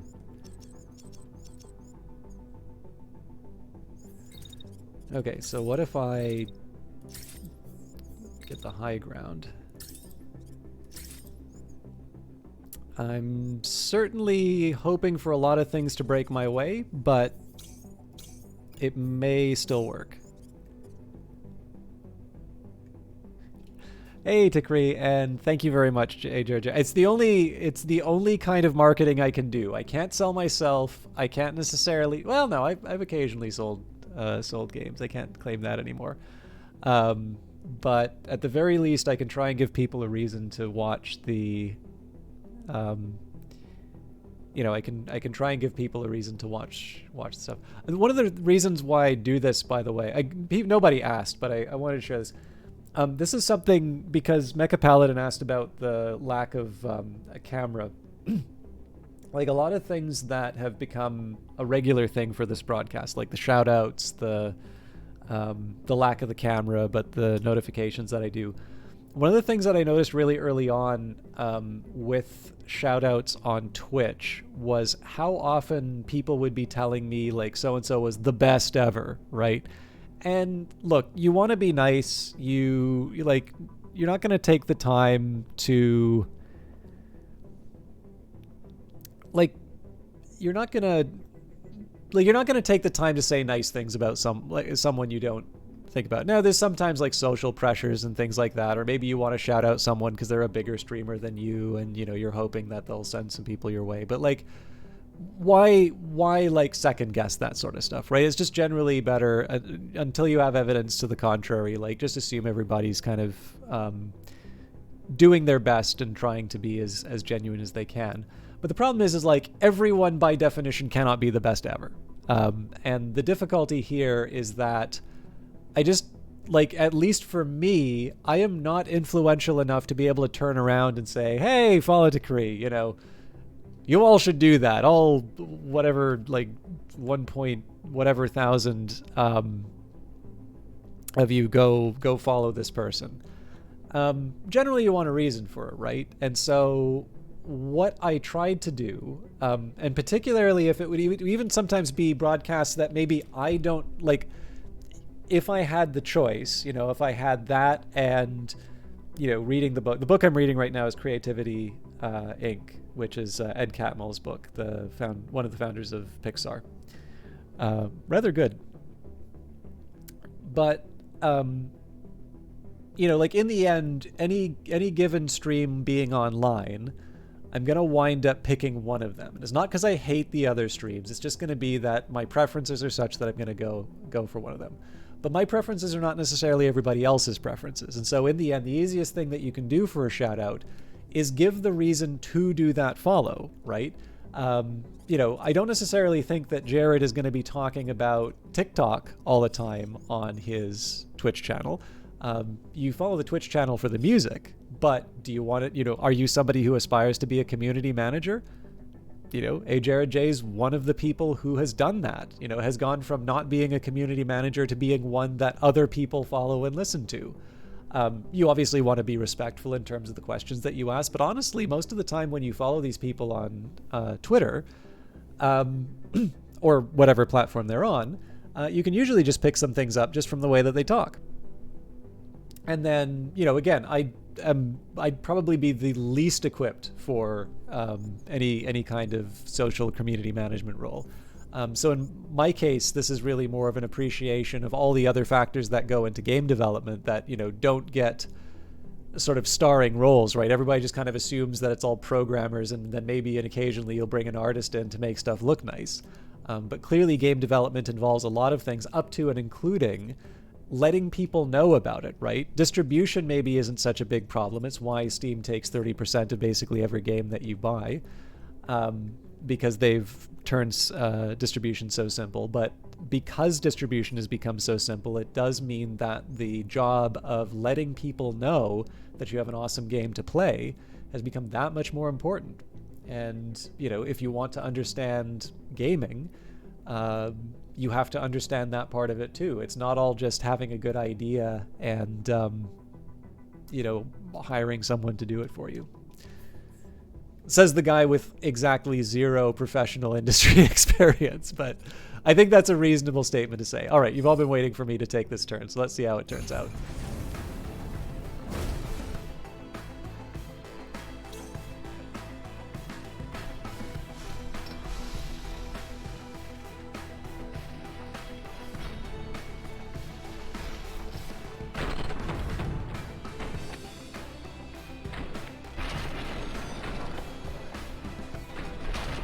Okay, so we did get hit with a little bit of the... looks like that cannon fire might hit us too. No, we're safe. I want to see whether or not this tank falls though. Looking promising.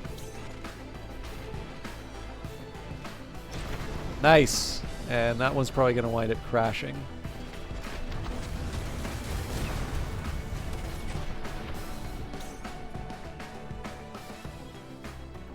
Okay, not clear whether or not the shots from the sniper are going to deliver, but we got exactly what we were looking for from that marksman shot.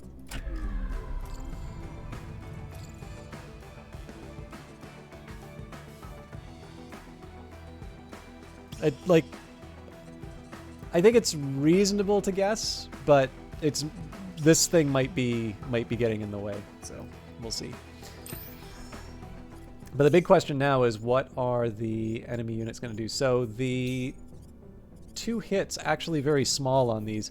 What I'm going to do is I'm going to hold my ground. I'm going to throw the shield up in front of the enemy unit here. Now I can do this because I've got over 1,000 in terms of protection. So, you know, this thing's going to do 140 damage. This thing, assuming that it gets a best one, is going to be about 500. So it's about half my shield down, but I'm going to be able to take my revenge when... Can I push that any further? Not without consequences. So I think I'm just going to eat the last little bit of fire. And then we'll just let her rip on the enemy unit here.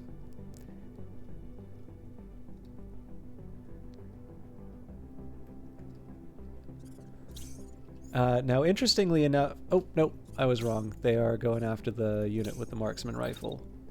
Now, honestly, the 2 hit isn't that scary. So I'll let the marksman fire on them once. And then I think we need to get in closer to try and make the magic happen for the rest of this. So I wonder if I can just do a dash to the next.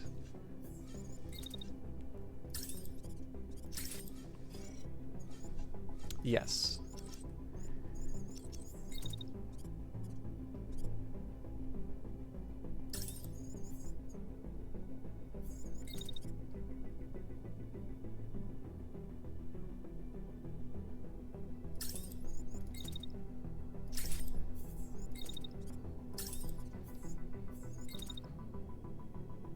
So we're waiting for the next turn to make that work, but...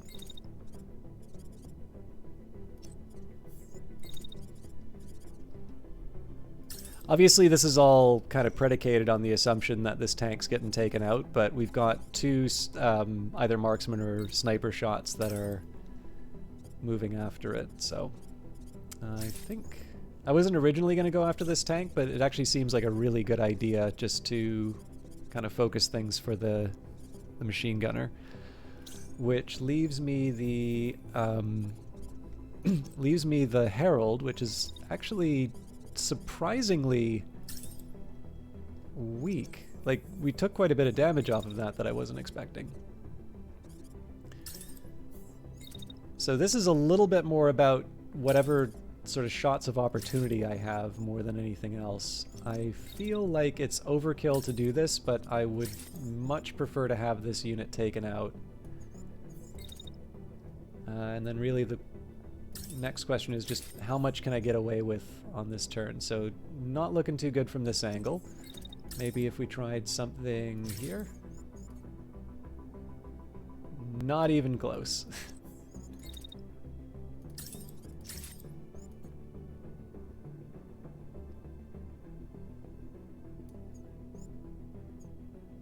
Yeah, that's the best I'm going to do there. Alright, well, it's something to start with. So clearly the real hero of this turn is going to be the machine gunner. Alright, that unit's down, so all the subsequent shots are sort of wasted.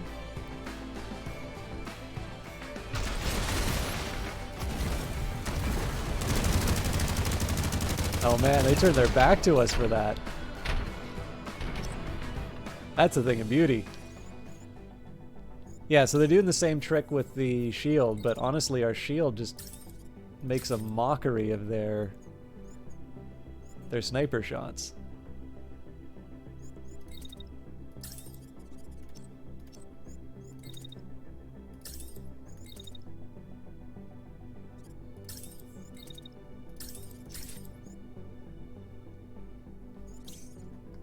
So tanks are cleared out. This unit just seems to... I'm assuming it's because we keep boxing them in. They're just not really able to do anything to us based off of their positioning. So what I want to do is I want to try and take advantage of that by putting my mech in a spot where I can sort of like do the most damage from behind. So I'm curious if I can do something off the top. Ooh, I can. It looks like we can do some extras as well. Nope. Not without it affecting the rest of the timeline. But it does mean that... can I get away with this? Cool. Well, not exactly. Okay.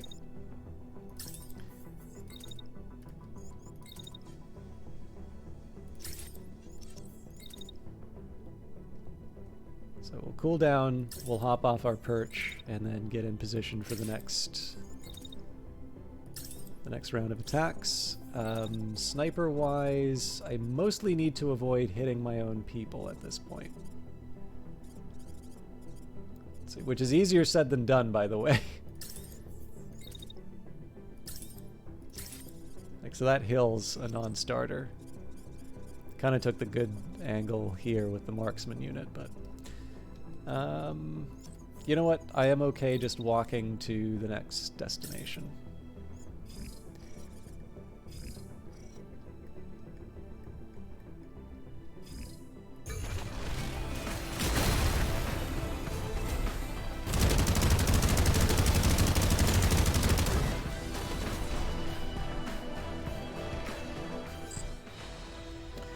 Rebel units eliminated the garrison, requiring tactical relocation for better approach vector. I had no idea we even took this unit out, so that went much better than expected.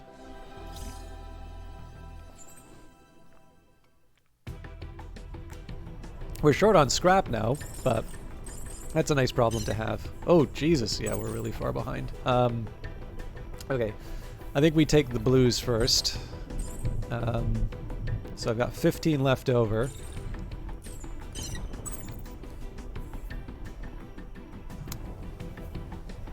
Baseline's a good marksman rifle. Honestly, we need the parts.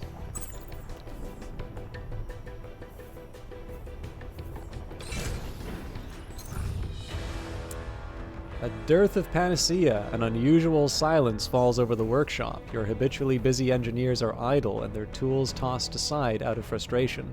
The quartermaster waves you over, and the stern expression on his face tells you there's a serious issue. Can't work like this, boss. He holds out the hose end of a gel dispenser, an invaluable tool for keeping mechs on their feet. No gel, no repairs. Oh, interesting. So it's forcing a resupply. That's not good for the battle site. How long is that going to take? Oh, no, we have it. Okay, I'm not 100% sure why it's warning me about that. We pretty much want to get to the battle site as quickly as possible.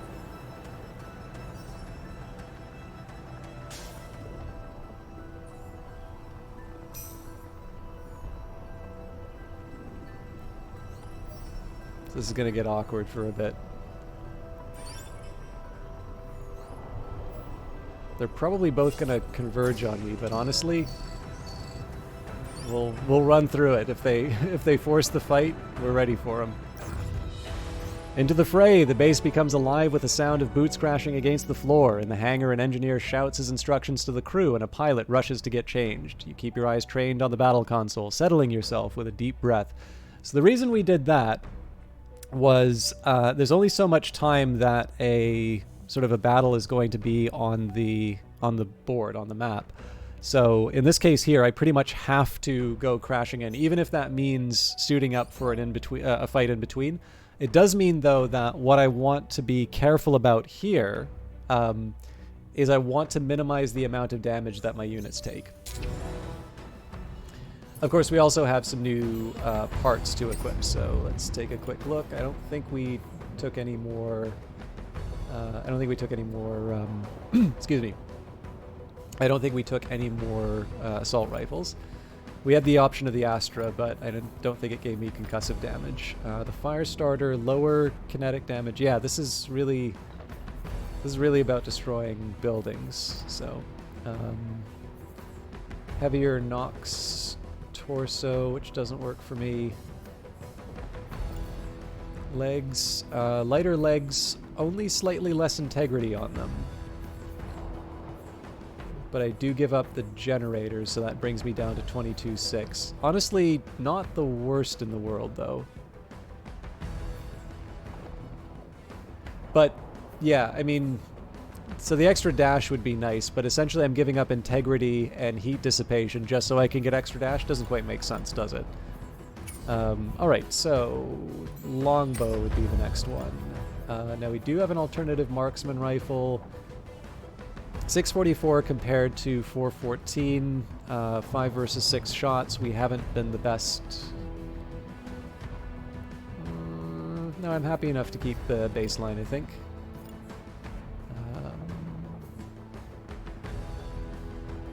So this, it's because of the afterburner reactor that this thing is lower. I'm gonna take out these parts just to see if I can make this work a little bit better. So the afterburner has got 76 power. If we put a standard in there,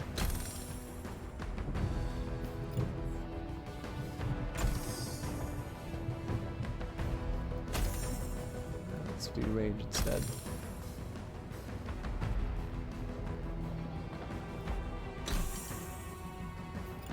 That's 18, 19.6, yeah.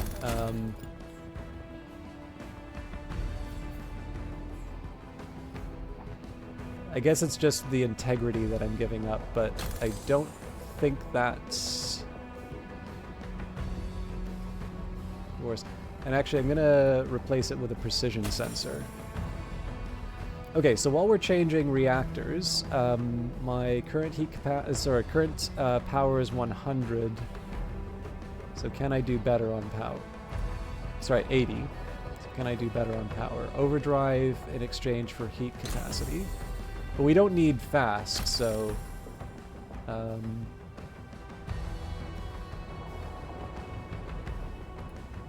yeah, standard reactor works for me here, I think. And that frees up that Nox torso for something else. These legs seem tempting, although I do notice that the heat dissipation's starting to move. Lower heat dissipation, lower mass. I guess my alternative here would be a generator. What does that do? Not enough.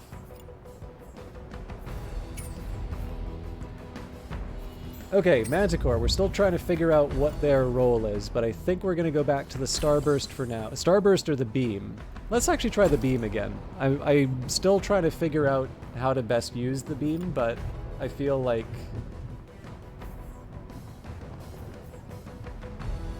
there's something I should be able to do with this.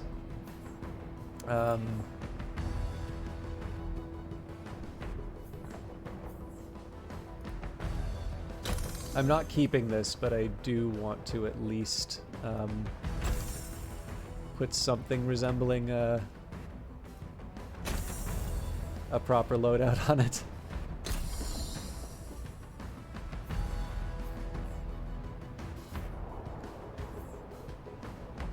Okay, so both of these make me faster.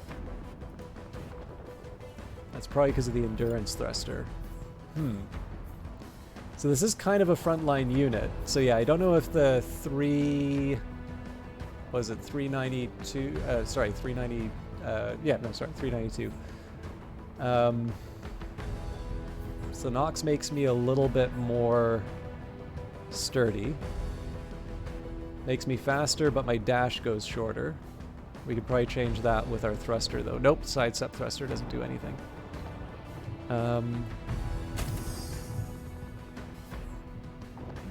Okay, well, let's see what we can do here. I don't know if a rage sensor makes that much sense for the heater, but we'll stick with it. Don't have... Well, no, that's not entirely true. I've got barrier on the shield. Okay, let's try it. It's a little bit of a Frankenstein, or Frankenstein's monster.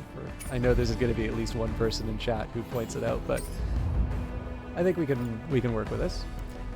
Vanguard Master, been lurking since the beginning, but I figured you'd actually come by and say hi. No problem, Vanguard Master. Did you get to enjoy... I actually feel you would have enjoyed the nautical theme to the conversation I had with Bing. Did you get a chance to see that? Hang on a second.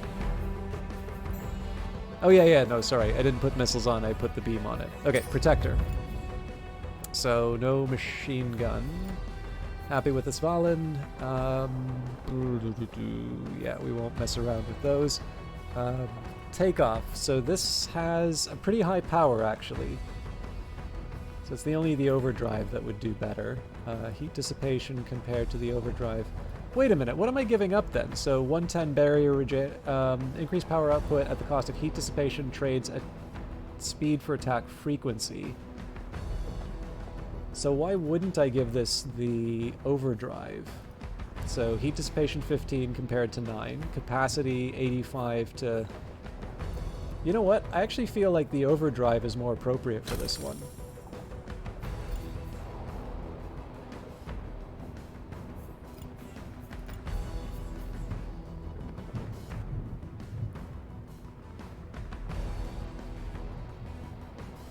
No worries. I can share some screenshots with you in... Actually... I won't take too long on this, but I'll give you the screenshots now in Discord.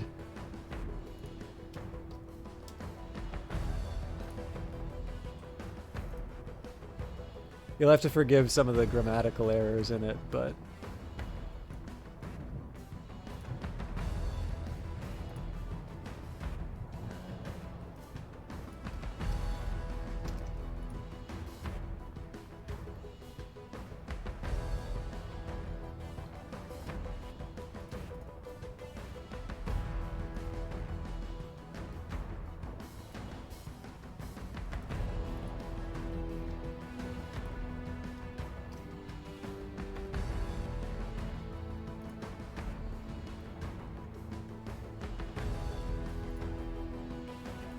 Almost done.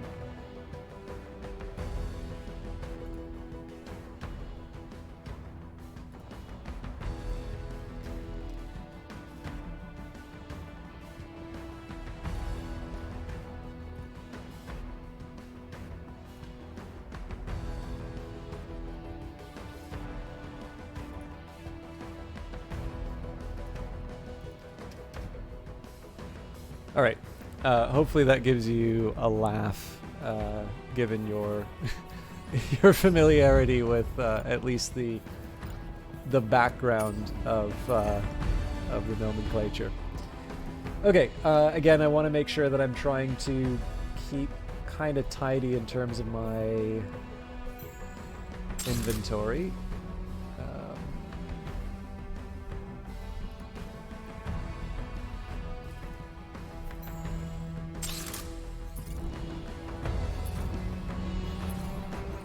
And again, we will apply the livery as soon as we liberate the province. Oh, I like this map. This is the one, for those of you who came here from the Steam video. Oh, this is a good song too. Well, the song may change when it goes into the map, but this is actually the second map in that Steam video. So this is, in fact, this is the very spot where we started the fight too. Commander, the base is circled around the perimeter. We're ready to pick the squad up if needed. The enemy will hold the site if you do so. And here they are. Great timing. Our big bird is about to do another pass. They'll send backup our way, so don't panic and hold out for a minute. So the first time I did this map, we deployed in a very similar spot, but I actually had a beam weapon which wound up destroying like 2 or 3 mechs all in one go. But yeah, so for those of you who found this channel through the Steam video, Mecha Paladin was one. This is where I tried to take my melee unit and sort of dash them through the building. The placements actually aren't all that different, but you can see how even just some small perturbations to the deployments do actually result in a pretty significant change in approach. So for instance, there's, oh god, I didn't realize there was a heavy weapon. Okay, so this is going to be something we want to try and direct to enemy units as much as possible. The good news is it looks like they're going after a unit that can sort of absorb a lot of that damage. So that thing does 682 on its own. So a good example of what I might want to try with something like this would be to get in close enough that we can get like a nice sustained run on an enemy unit. I don't know if that's really gonna work though. The only other possibility I can think of is to hide behind a building. So let's, or not a building, but hide behind a, oh, interesting. He's coming straight after me with his assault rifle. Okay, I think I have an idea about how I'm going to handle this.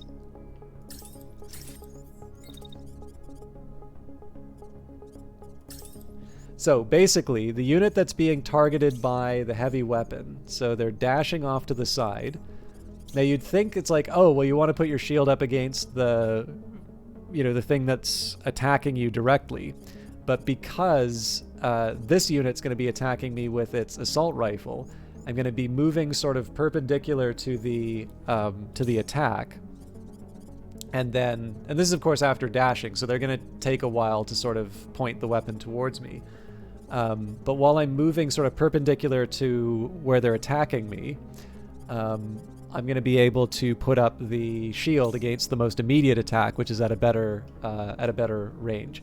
So I'm not doing a whole lot with this unit this turn, other than just sort of directing, dealing with enemy fire. In fact, I'll maybe just reply with the machine gun. I don't normally like doing something like this because it sort of tips my hand to the enemy, but it's an opportunity to have machine gun fire straight into the back of an enemy unit, which is hard to pass up. Now, before I do anything else, I should actually see what I'm up against.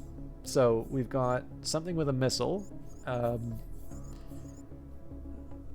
Not too much damage, but still something I want to take seriously. An assault rifle, 346, does more damage than the missile. The heavy, if I can, I want to try and take the berserker out, but easier said than done.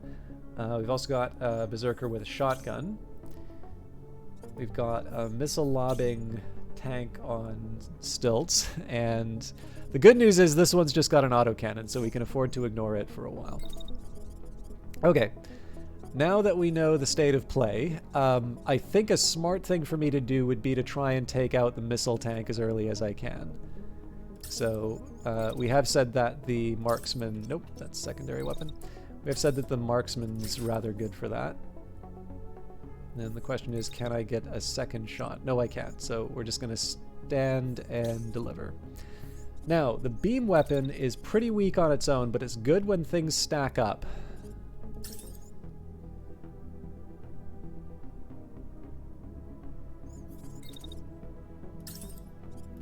So look, this is not my favorite move, but it's a start.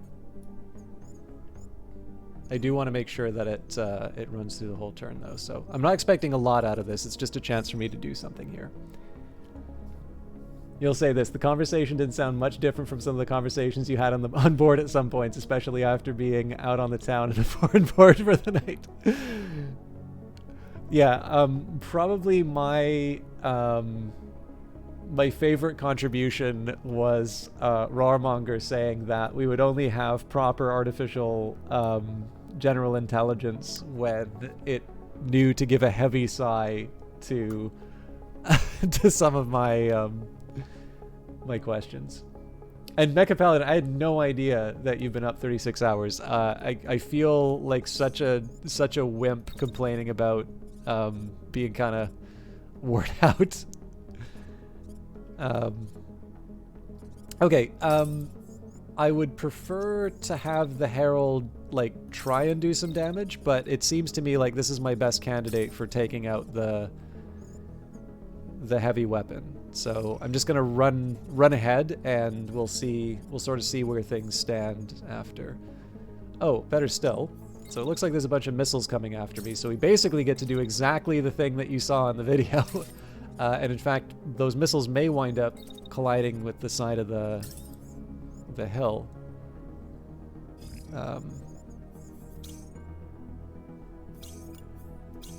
Okay, so everybody's got their orders. So last thing we're going to do here is see what we can do attack-wise.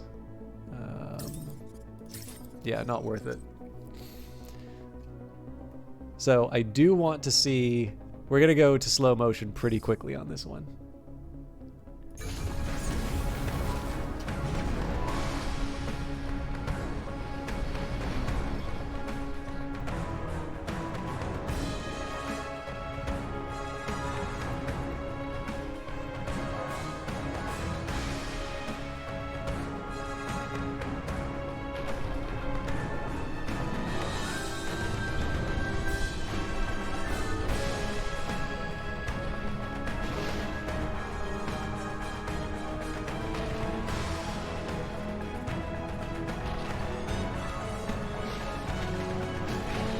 A little bit of damage.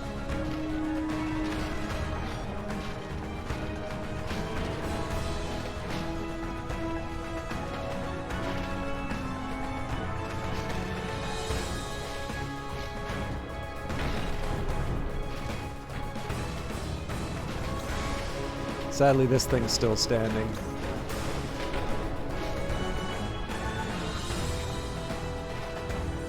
Oh, beautiful. So the heavy's hitting its own guy, and now we get to deliver the reply to the back of the enemy unit.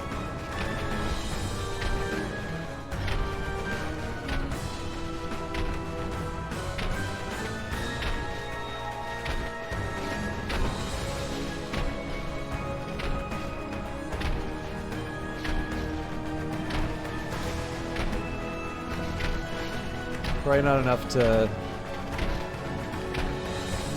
quite to claim a huge victory on that, but I'm pretty happy with where that went.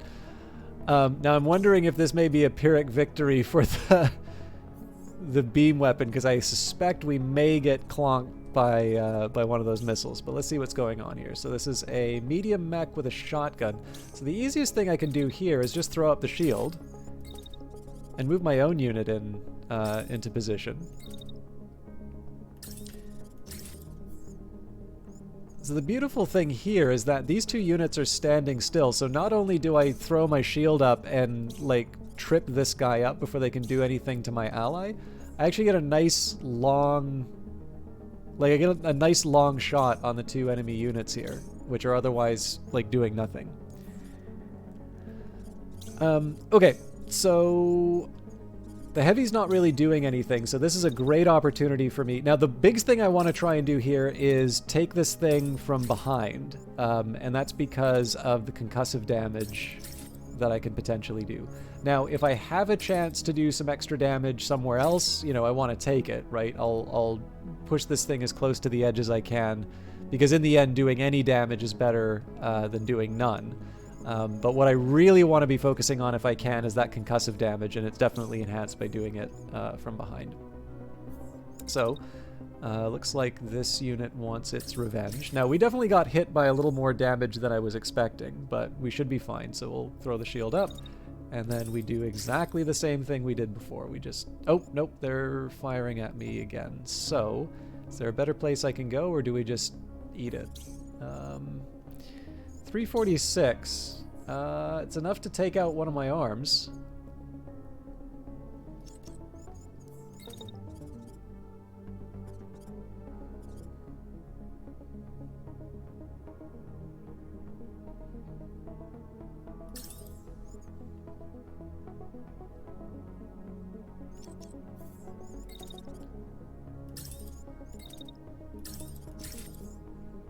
Okay, I kind of can't believe that I'm actually wasting a turn like this with the machine gunner, but it works really well for the placement. It puts me in a position to be able to claim one of the objectives.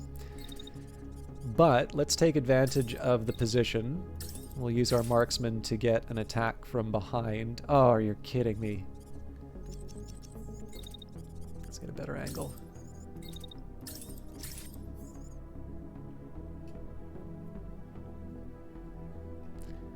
There's got to be a better way that I can...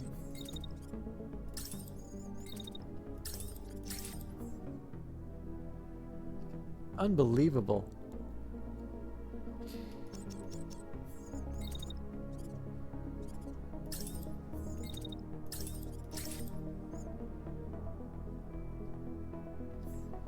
There's no way I'm going to be able to make that work. At least not from the angle that I want.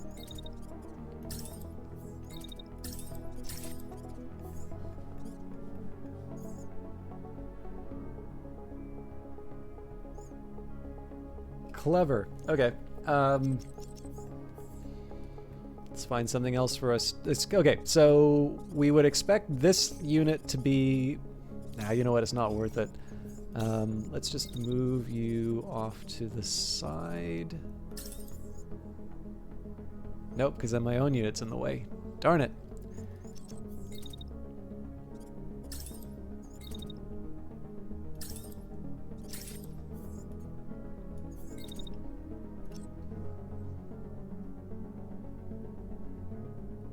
No, hang on. I should be sniping the tank if I'm doing anything.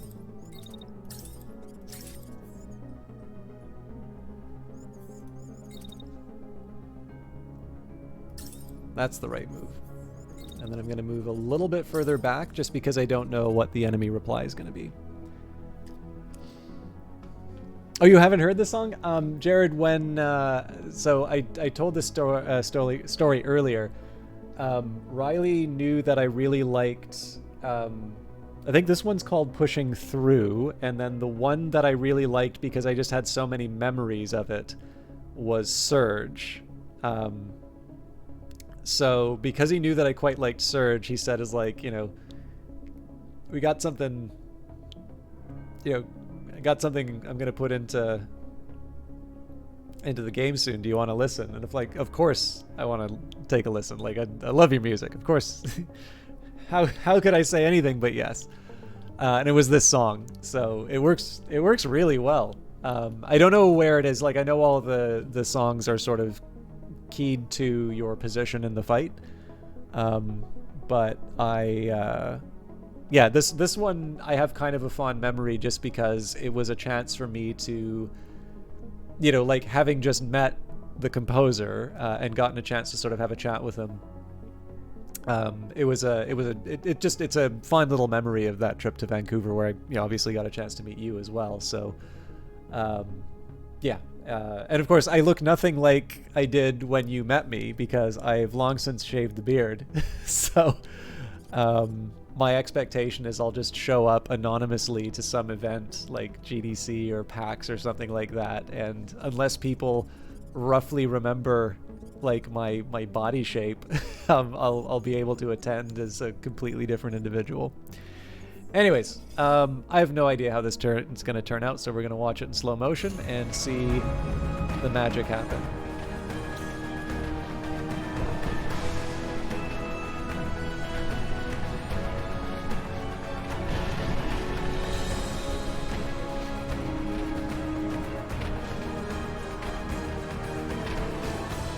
Oh, I really screwed this up because I started moving right away. Both in terms of the damage that I took, but the lack of damage that I did to that guy.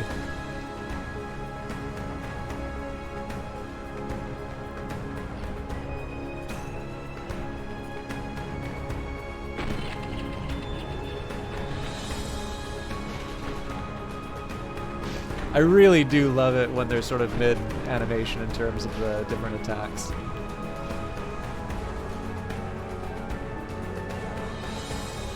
So we're expecting this tank to get taken out.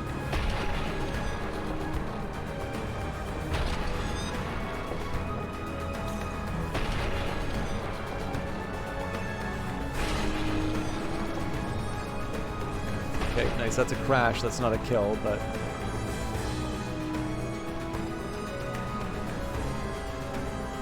now it's a kill.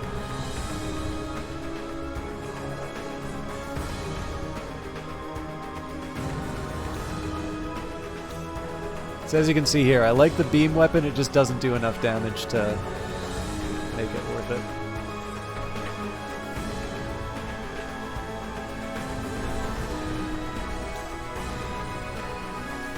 Respectable on the concussive damage, but probably not enough to get us a free...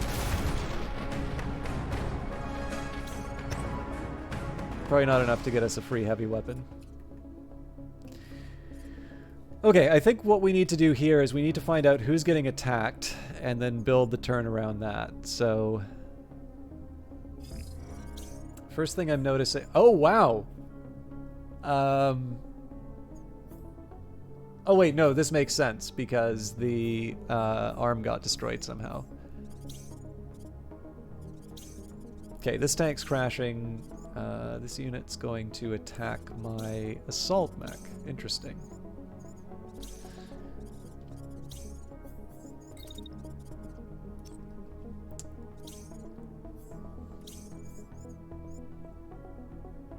Okay, so they're focusing on an optimal range attack on my beam unit. Now that's actually not a hard problem to solve.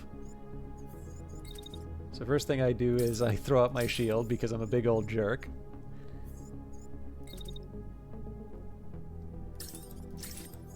And then I point the beam on whatever's left.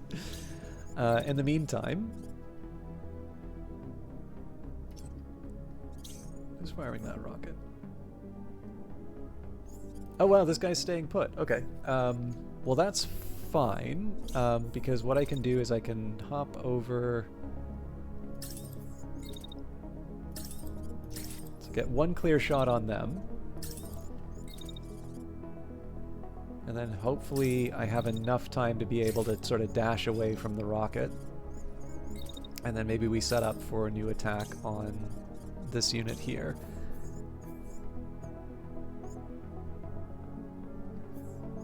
Now, can I have my cake and eat it too so far as the attack goes? Not really, but maybe I can move in here. That works like a beauty. Alright, cool.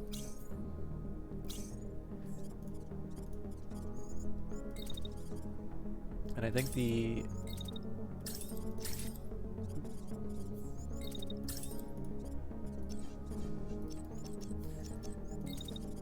As long as I can get the angle, this is a pretty obvious one because we get a nice attack from behind on... What in the world? Oh, I get it.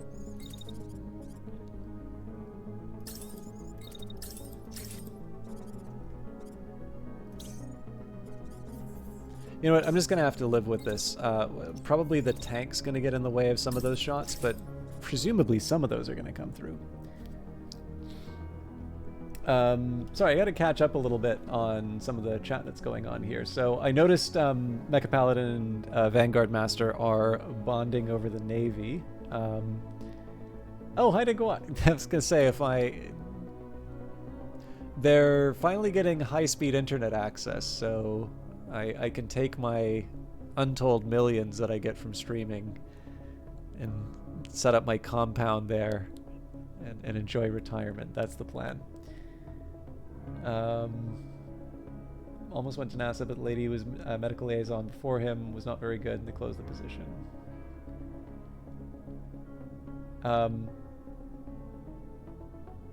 And yeah, for what it's worth, Mecha Paladin, the case where I wound up meeting Jared and a few of the Brace Yourself people was actually one of the first sort of events that I ever went to. Like, I generally don't travel unless it's part of work.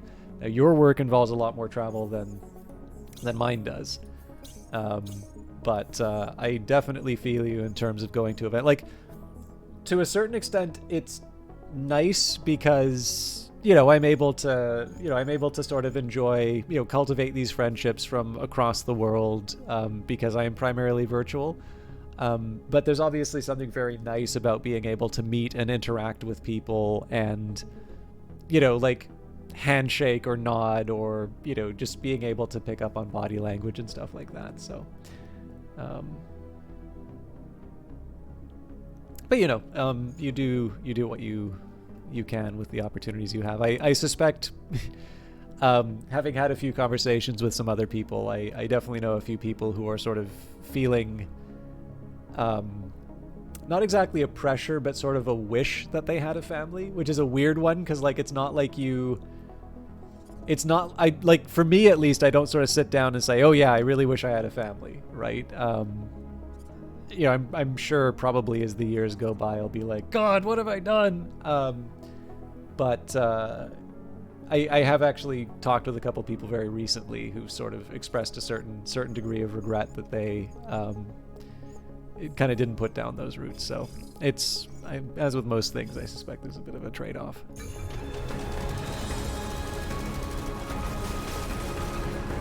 All right, yeah, so probably not that much damage to this guy, but...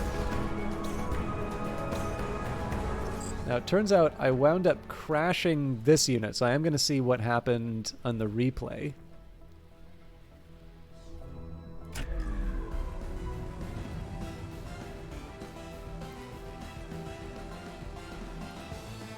So I guess it's because I was... Like, I had the shield up, but I don't think the collision actually happened until the shield was down.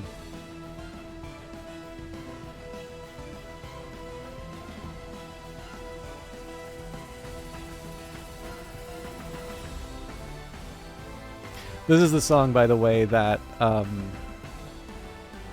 the composer sort of knew I liked, and so gave me an early look at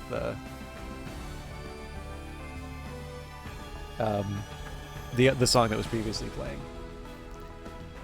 Mind you, this one has changed. Like like this part that's playing.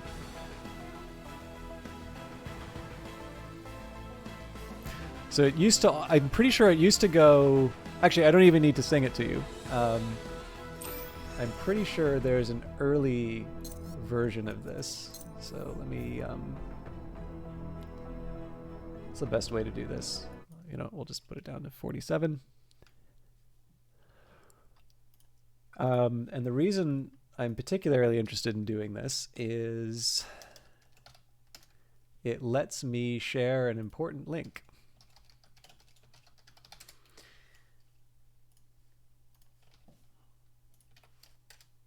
So this is the composer's website. There's two versions of the Phantom Brigade soundtrack. So Phantom Brigade soundtrack's available on Steam. It's available on various streaming services and such. But you'll notice that there's a PAX East 2019. And they're not all the same song. I actually don't remember what this one got called, so let me just take a second here to see.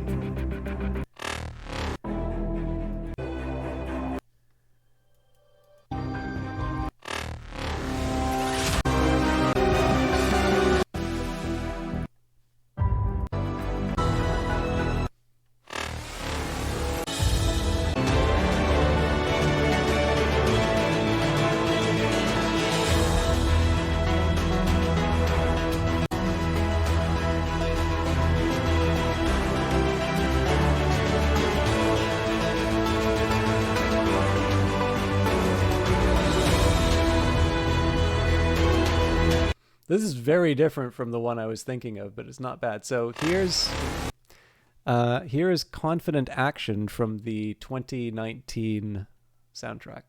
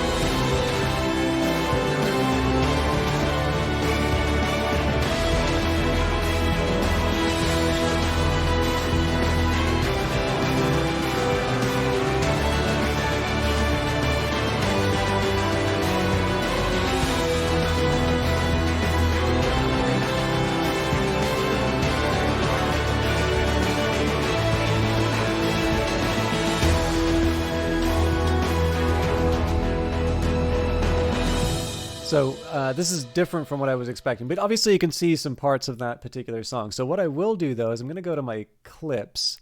I will bring up what this song has become now. And actually, to your note on Discord's Mecha Paladin, I'm usually good at responding to stuff in the Discord, but you're right, it is quite quiet, and it's tough to be like one person to be responsible for all the activity. But obviously, it's my Discord, so I'm kind of responsible for the activity. So I'm working on it. Okay. Sorry, I just needed some water. I'm going to play this. This is the sort of final version of the song we're listening for, but I'm going to look for a clip which has the one that was in the early access, because I'm pretty sure there's a subtle difference to the music, which I can point out.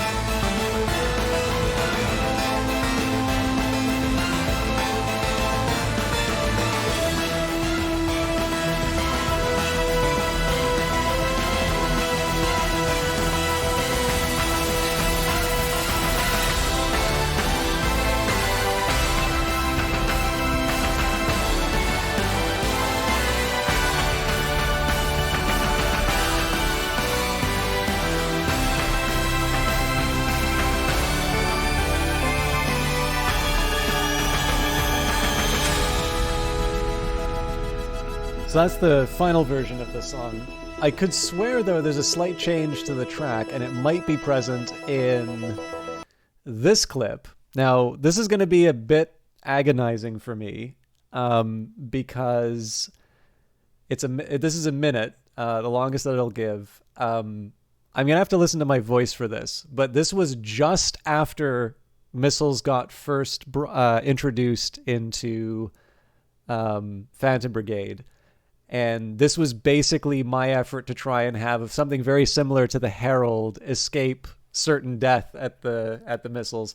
And then I also seem to recall there was a 1 in a million sniper shot that was happening on that. But you can listen to the music, and hopefully you'll hear the difference in what this song was during early access. It's not just going to justify the heat that we take, but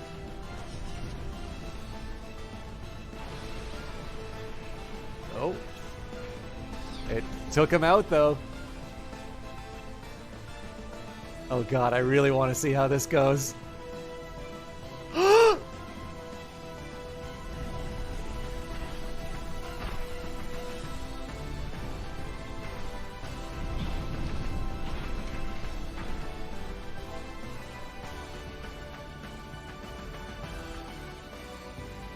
Run!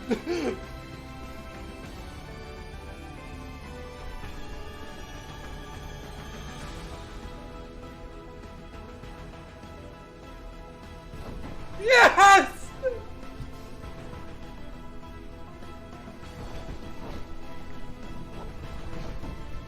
Oh my god, this game is so good. All right. So actually, it turns out that I was wrong on the slight change to the music. That wasn't in that clip. But now you have an idea why I really like that. Why I really like this game. So thank you all for indulging a trip down memory lane. One thing I will say, I kind of wish this was in the main soundtrack, but didn't wind up. Uncertain Strategy, I believe. Let me just play it really quick. Nope. Nervous Battle then? Yes.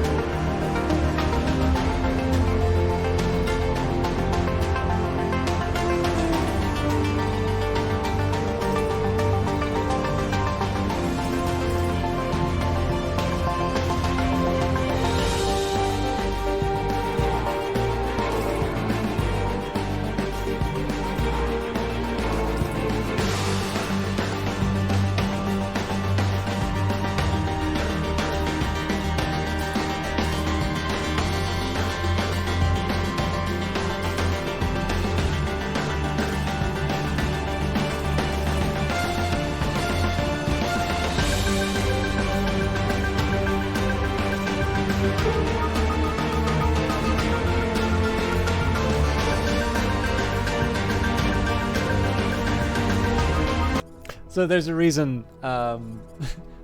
There's a reason to buy that 2019 EP, and basically that track. So sounds good. Sorry for the silence there, Mecha Paladin. But yeah, so this is like, you know, again, there's number one. I love to see, you know, people who are doing good work rewarded for that good work. But there's a couple of tracks which are great and obviously fit very well. But obviously you're all here to watch the game being played. So just to explain what's going on, trying to get some shots in the back on this missile unit is also causing some trouble for the marksman. Now, if you notice here, the worst that can happen with this slug is 201 damage, which isn't enough to take out any individual part. So I'm going to risk kind of getting clonked by one to be able to get some shots on this assault rifle, which is actually causing some grief for the Svalin shield. And then the rest here is just about mopping up enemy units. We're not worried about, you know, reinforcements or anything like that. In this case here, we're really just trying to get the upper hand. So let's see where it goes.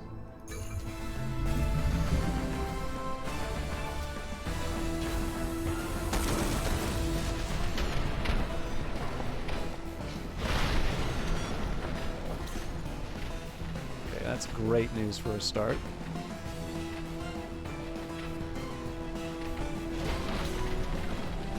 Okay, this guy's crashing because his legs got shot out.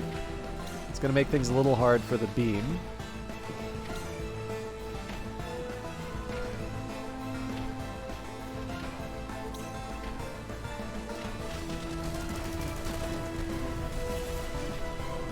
Okay, that thing's toast. Alright, crate's locked on. Our drone has the cords and should be descending any second now.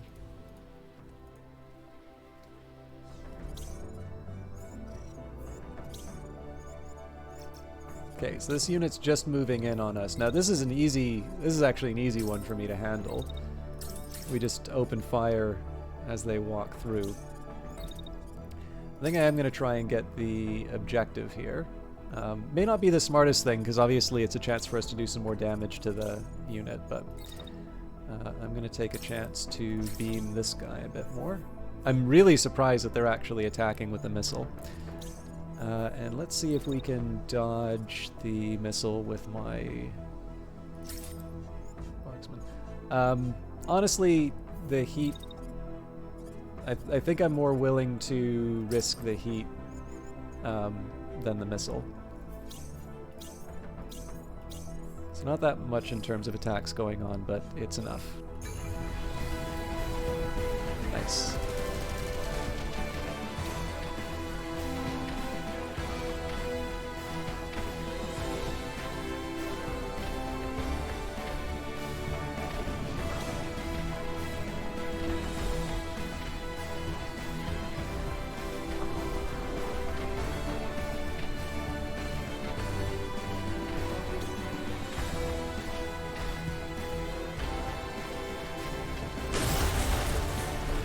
This guy's gotta be quitting. John has a rough location of the crate, but we're gonna need another ping to ensure it's picked up. State the location to finish this. Can do. Okay, he's limping. He's not necessarily out. And he's actually firing on the Herald. So the Herald's gonna do what he did in the Steam video. Basically, everybody's just sort of switching dance partners.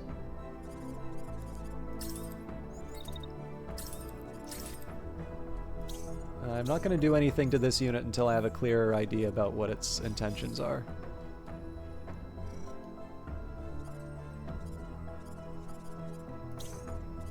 And I'm actually going to slightly adjust my movements here.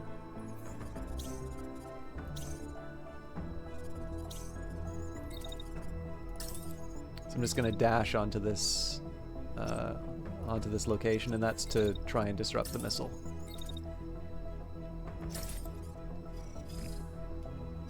Actually, this is also an opportunity for me to use my sidearm.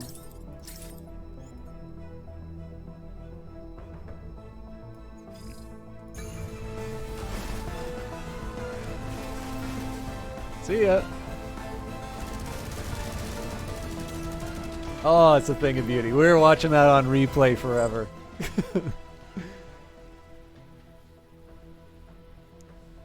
Oh, I'm sorry to hear that, Mecha Paladin. You better start smoking as quickly as possible to destroy your sense of smell. But sorry, can we just take a moment to appreciate how completely cool it looks to see this guy dodge a missile, and then to have both units open fire and take this unit out?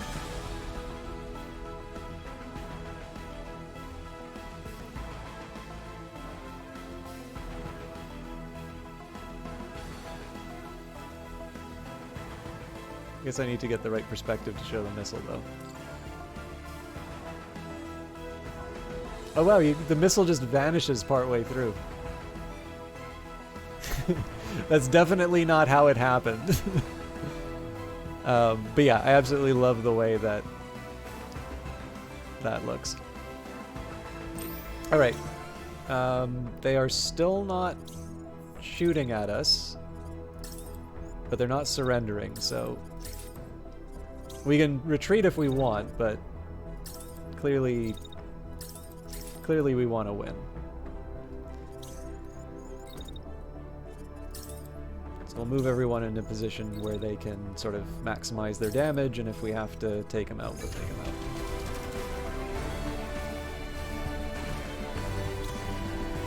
There we go.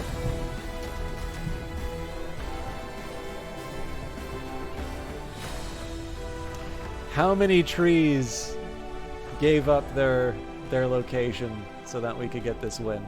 I really like this map. Definitely seems to generate a lot of interesting fights. Like I said, I think this was the first one where, actually may not have been this one, but there was a map very similar to this one where the first time I used a beam weapon, I think we wound up taking out like 3 or 4 different units. Actually, if I recall correctly, there was a way, I think there was like just something happened to the terrain which wound up trapping them in a spot. I don't think that's still in. God, there's a lot of trees uprooted. But yeah, no, there's lots of great stuff in this game for sure. Okay, lots of cool toys to play with. The Vidar, I believe these are the first Vidar parts that we've got. As usual, we'll grab the blues and greens. We are over budget. Okay. Firewall, 925 is not bad. The Slug, 201, don't need that.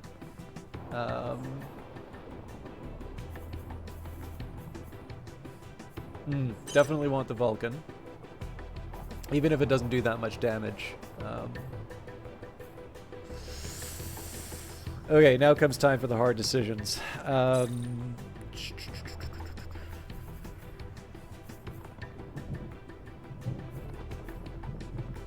It's all level 4 stuff. It's all stuff I want.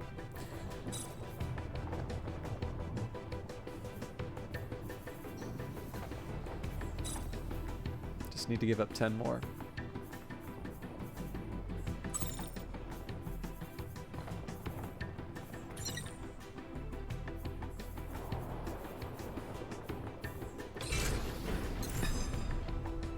Okay, so again, we got to get to that battle site. Now, I'm going to want to go to cruise speed, just so I can repair. But again, we want to get here reasonably quickly, so as soon as I'm repaired, we're going to... Actually, I think we got to hustle. Yeah, we're out of time, so even if we're at 94%. You followed a distress signal put out by the Home Guard to squash some enemy forces at this battle site. One of your pilots is jumpy. They mean business, Commander. They really want to win this war. Another shrugs. I reckon we can take him. What do you think, boss? This will probably be the last fight for tonight because I'm actually kind of at the 3-hour mark already. But I'm having fun, and I did do some digressions, so let's see what we can do. Okay, so this can speed me up. I give up some... So I'm down to a medium dash. Currently my total defense would be 25... No, sorry, yeah, 2,500. This would be... I guess I should be focusing on the center torso anyway. So 387 compared to 372, it looks like. I mean, I don't hate it.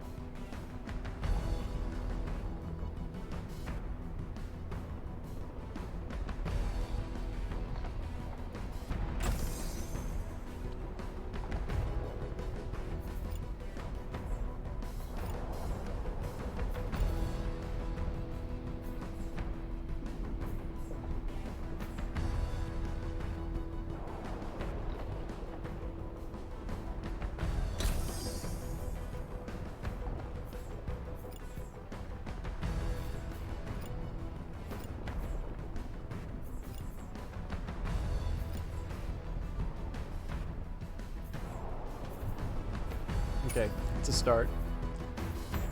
Longbow. So because the sniper rifles aren't doing more damage... Oh, that's right, I might want to think about how I fit the... Ah! Okay. This is going to be fun. So let's take the Vulcan. Now, I don't actually have a whole lot as far as replacement... replacement torsos and such go. Wow, okay.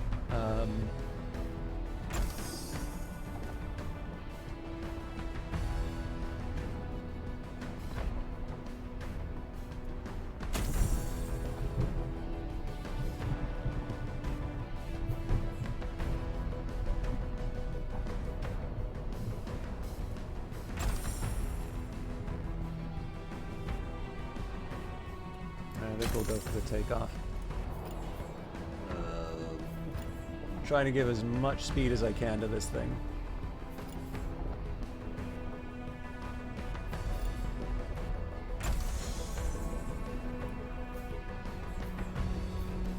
Okay, medium speed with a big dash on this guy.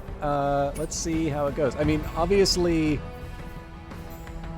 this is a bold and creative strategy.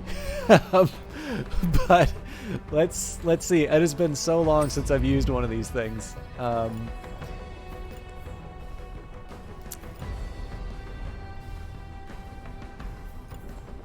And this is actually a reminder why I don't want to be giving up parts like this.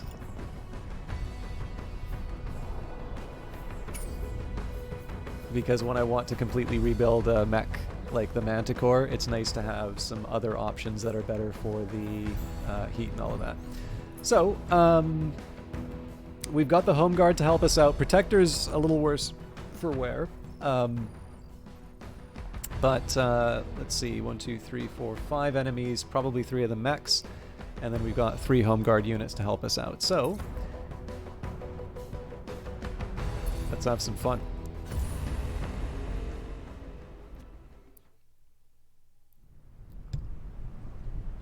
Yeah, so the caution triangle for the Manticore is because it doesn't have a sidearm, but it doesn't have a sidearm because it needs both hands for the weapon. And the dropping in command is getting impatient. Let's get this over and done with. And then the Protector has got a caution sign beside it because I wasn't able to fully repair it before we went into the fight, but I didn't want to lose the battle site, so I went for it. You can actually see the damage here; it's not that bad. So, but let's see what we've got with the Home Guard. So, Home Guard's got a machine gun, which is a nice start. Looks like they are going after the tanks, and it's actually a missile that they're sending after them. So, what's that missile gonna do?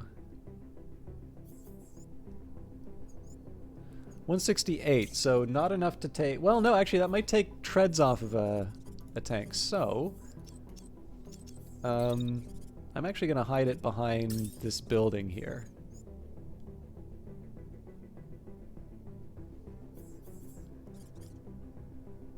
Now, let's start by seeing what we're up against. We've got a marksman rifle, a sniper, and a missile launcher, and primary missile launcher. For the tanks, it's an assault rifle and an autocannon, so nothing too much to fear there. What I definitely want to pay attention to, though, is a nice... what I'd like, ideally, is a nice, steady shot on a unit like this. Oh, that's going to be a thing of beauty. Save for the fact that this machine gun is going to go ripping into my own unit. So maybe we'll reconsider that, but... Well, actually, no, we don't need to. What I can do is I can just dash like so. Ah, but then I expose myself to enemy fire.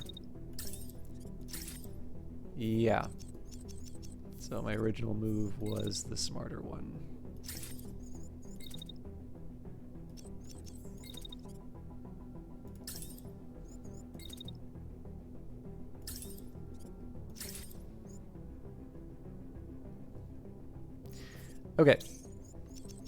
So we'll clear out that home guard move till we have a clearer idea of what we're doing. I'm not opposed to just throwing up the shield and bullying this tank. I could actually just collide with it with the shield, but I'm not quite ready to do that yet. I will, however, fire a machine gun at it.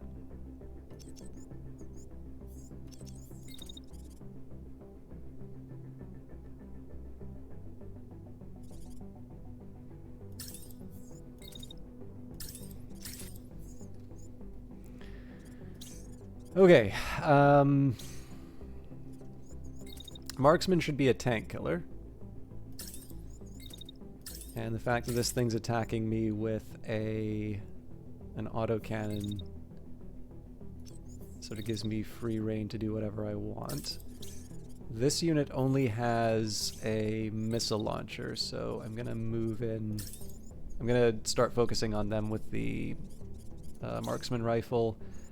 And then the Herald kind of gets to run around and cause whatever trouble I can basically get them into. So let's see if I can just thread the needle between my allies first. That's definitely not working.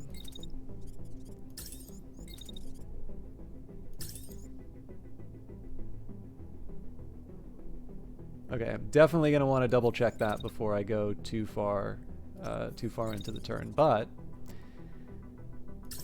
seems to me like that's an opening.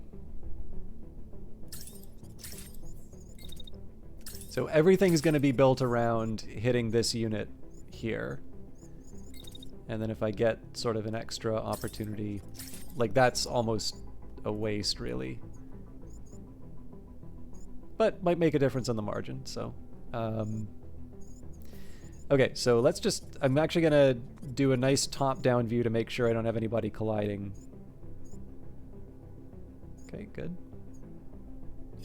So now the question is, what do I do with the home guard units? Because right now they're not really participating in the fight, and they can be helpful. So I've got a machine gunner. It seems to me... Oh no, here's what we'll do. We'll get them... We'll move them up, we'll get them in position. But seems to me like I don't have that much for them to do this turn. And honestly, it's the same with this machine gunner. It's actually sufficient for them just to... it's sufficient just for them to move in. So, 1-4, how you doing? Should just warn you, we're on the last mission for tonight, but we're just starting the last mission for tonight, so you should have a little bit of gameplay for you. But yeah, so we'll do this normal speed, and then we'll slow down once the Vulcan starts to sing.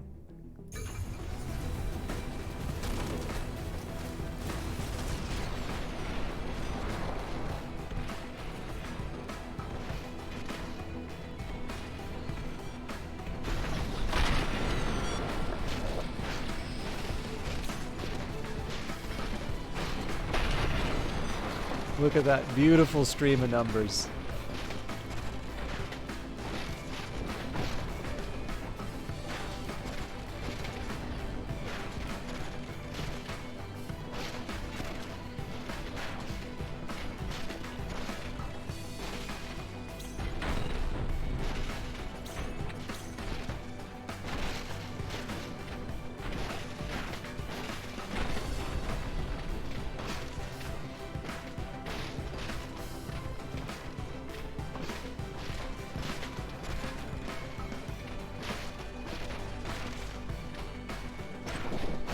You get a free massage when you're in the sights of a mech like that.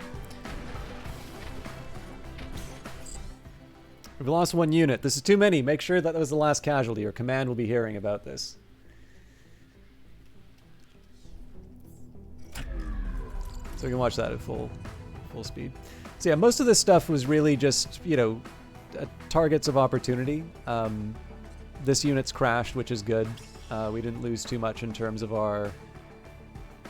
we didn't lose too much as far as health is concerned, but more importantly, we took out an enemy mech with concussion, and then we took out a tank early on. So so normally I don't pay that much attention to the mechs with an autocannon, The reason why it was important to do this time around was notice how so much of my strategy relies on sort of taking this really aggressive position against the different snipers. So it's a very indirect way of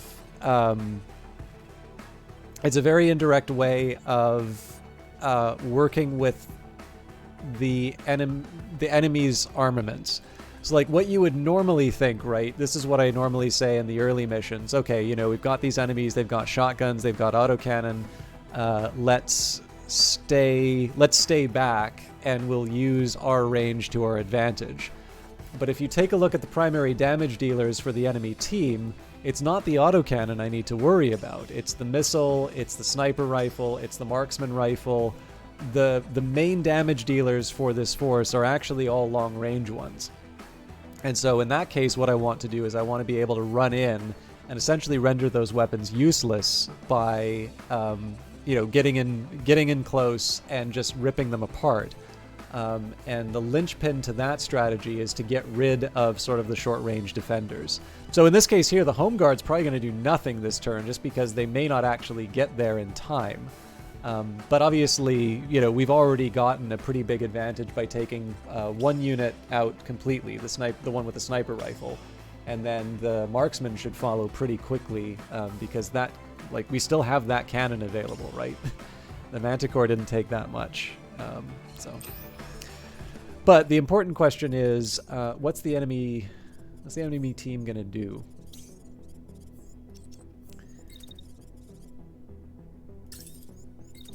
Now this isn't my favorite angle to deal with, and I'm actually going to keep this tank in place because of the rockets. That may not be the right call, but this unit's definitely firing rockets at it.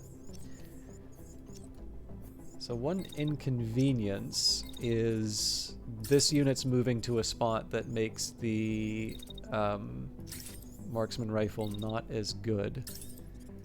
I do, however, get to pop him in the back. From this angle, which I like. So we'll start with that. This unit is attacking the Herald. So honestly, I think we'll just take the Herald and move him around the edge like this.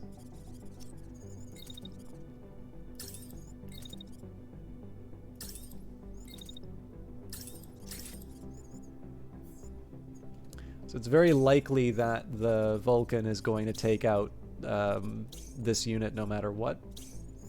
So what I want to do instead is I want to move this unit in a position that it's going to be able to make the most out of. So I'd prefer a slightly different angle, to be completely honest. Well, I can afford a different angle on that actually, so.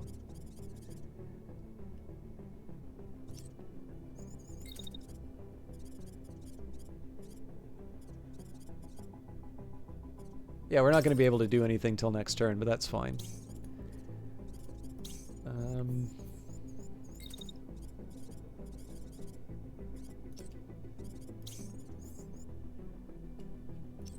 So I feel like this unit can be doing more right away. We'll get the Home Guard unit to attack this unit moving in.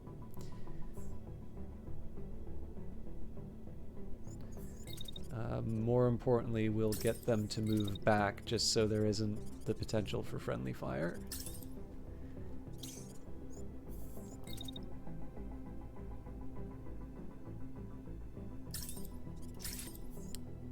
Cheeky little sidearm attack on the tank, and then I think at this point it probably makes a little more sense to have my protector moving up and potentially covering with the machine gun here, so we're not going to be able to take everyone out, but I think we're in a good position.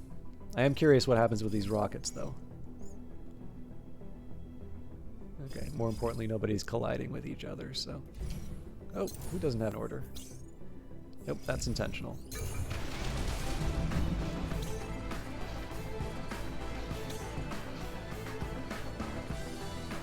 I just ran into my own fire, I feel like. Should have thought that through.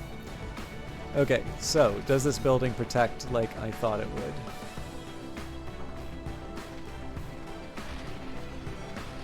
Mostly yes.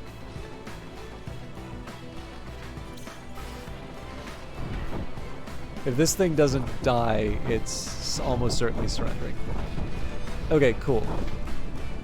So, this tank doesn't take damage.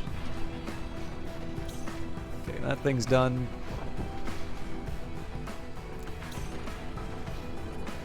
The remaining question is, what happens to this unit?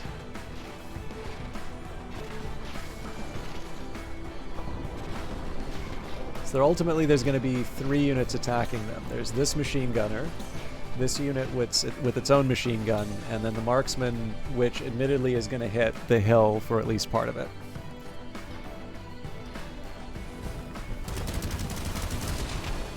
Not that much damage, to be honest, but they may quit just because their primary weapon's done. We're backing them into a corner, just a little more boss, and we can get to the civilians. Okay, so they are continuing to fire with their sidearm. Interestingly enough, they're going after the Protector, which is the best equipped to kind of handle what they're doing to it, but fair enough. I'm not going to criticize their strategy when it works in my favor. This unit can't really do anything, so we will dash away. We will wait a second, and then we will dash away.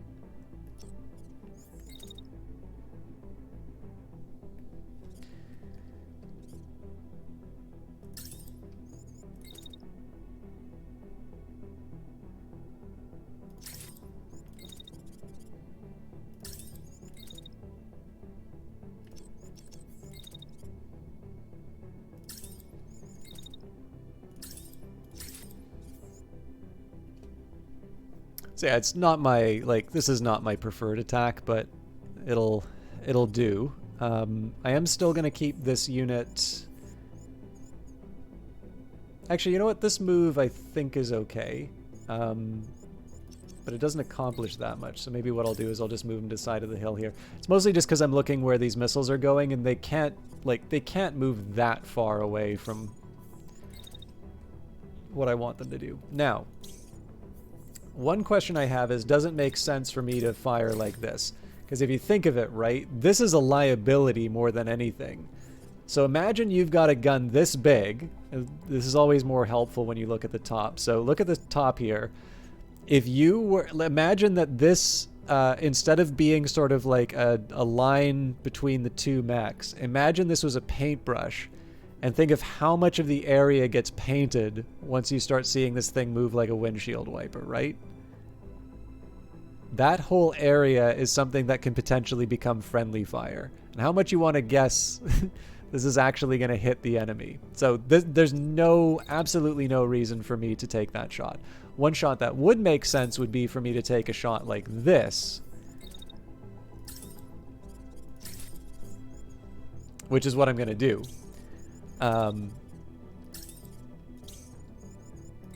But yeah, in its current form, there's no way that I'm justifying a big sweep like the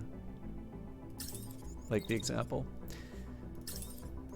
As it is here, the Herald's going to just do a nice job of sort of harassing, and then whatever pieces are left, we can deal with next turn. Okay, so I think everybody's got a job to do. I don't see why they'd throw up the shield like that. I guess because they don't get to see the 5 seconds in advance.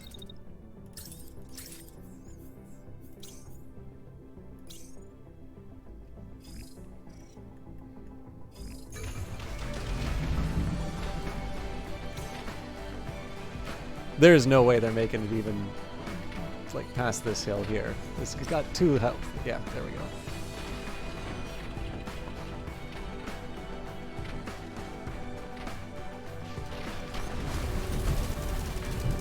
Oh, this is gonna get interesting. Landscaping.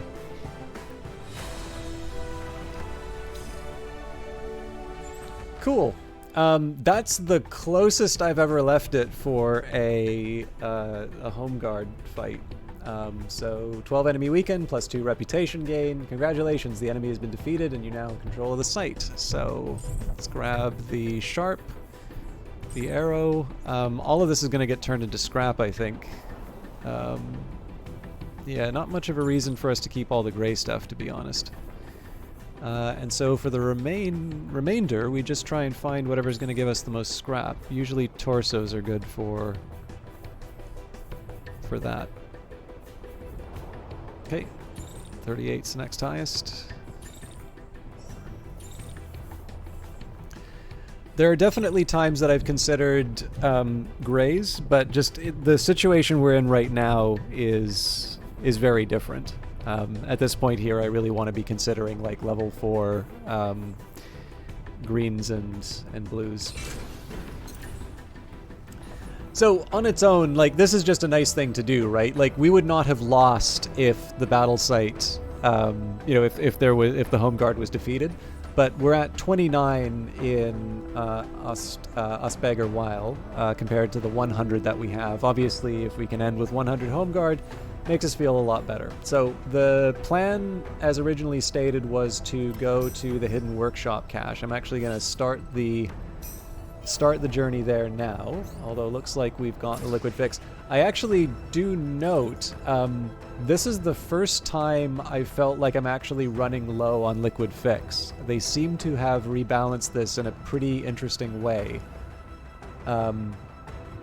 Ooh, dilemmas. So I want the Hidden Workshop cache, but I also want to deal with the battle site. I think I'm still going to go for the Hidden Workshop. But yeah, so I actually do feel motivated to resupply sooner than I expected. We'll be fine. Like, I'm not that worried about needing to repair stuff. But I remember it used to be that I could go a couple provinces in without using the liquid fix, and they're definitely making me pay for it more often. There are a couple of other things that I want to focus on. So we've got 3 reputation, hope, civilian population's trust in the war effort, which affects how long the home guard can contest a province, liberate locations and complete events to gain hope. We've got 16 rare components, 106 uncommon, and 1,661 supplies. So I feel like we should be putting in some upgrades. So expanded reactor, better energy. I don't hate this, so yes, we will buy the expanded reactor. Not doing advanced assembly or experimental assembly until we have the scrap to kind of back it up. I think cruise speed makes some sense here, so we'll invest in that. No, not cruise speed. Sorry, it should have been overdrive.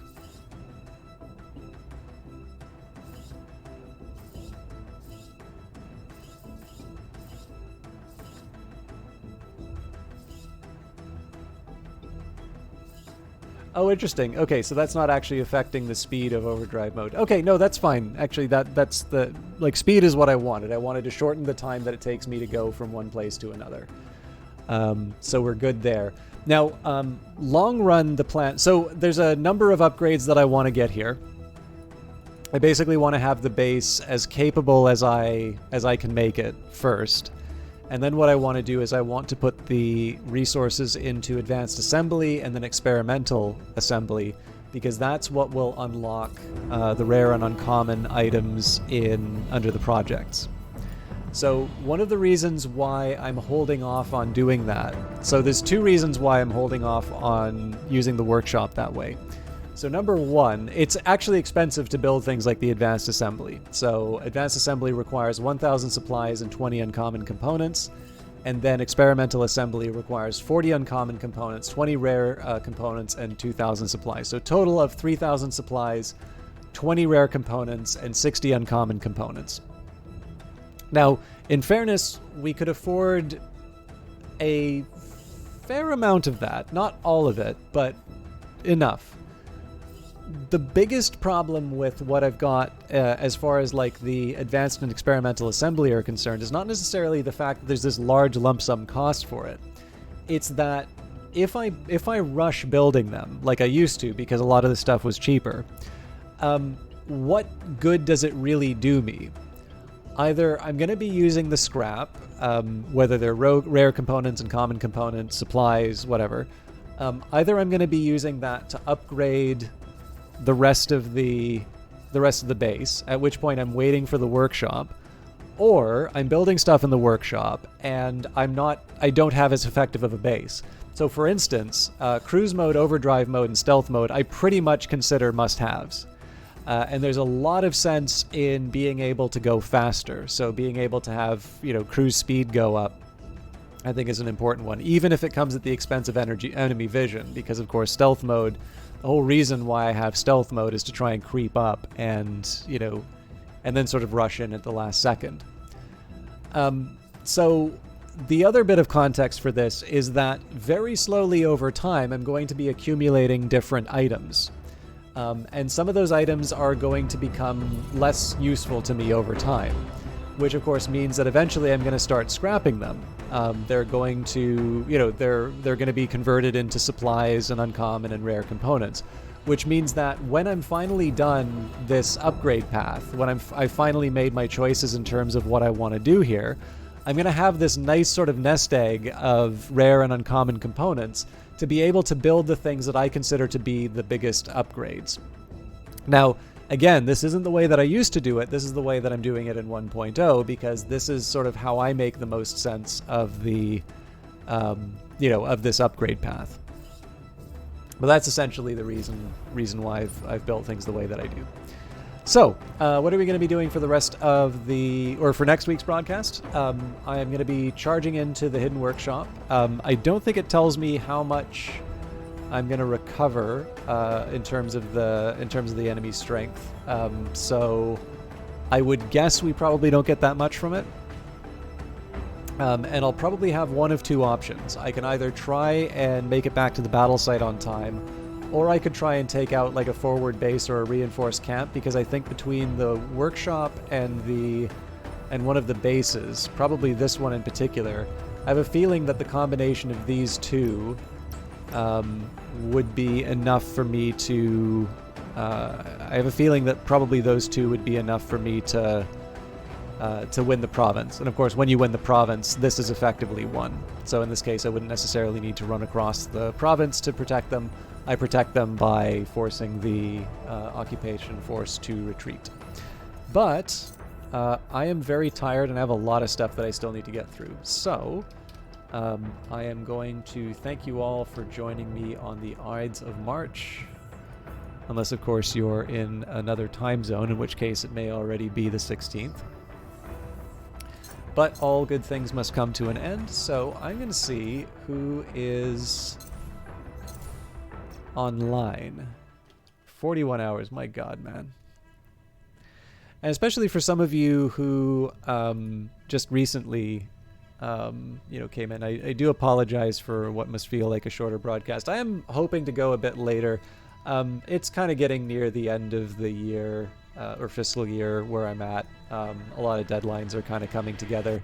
And I'll be honest, like, there's a lot of side projects that I've been working on, which, look, they still got to get done, right? And a lot of these side projects actually have either had slower or like no progress, really. So I got a couple questions for you. So I have got a broadcaster that I get along rather well with. I've recently found through a community that I am involved with. But I do see that there's a number of you here, and you may want to see some Phantom Brigade. So I noticed that Revived Snow is doing Phantom Brigade. We can also host a new broadcaster. So my question to you is, I have a broadcaster who's currently doing The Witcher 3. I don't know how long they're streaming for. Alternatively, I can host somebody who is doing Phantom Brigade and keep things going. I'm slightly more inclined towards Phantom Brigade, except that I do happen to know this other broadcaster through another community. So I'm curious how you all feel about this. I don't have a really strong prior one way or the other. I leave it to you in terms of what you prefer. And I'm happy to do shout outs or whatever for whichever broadcaster we don't pick.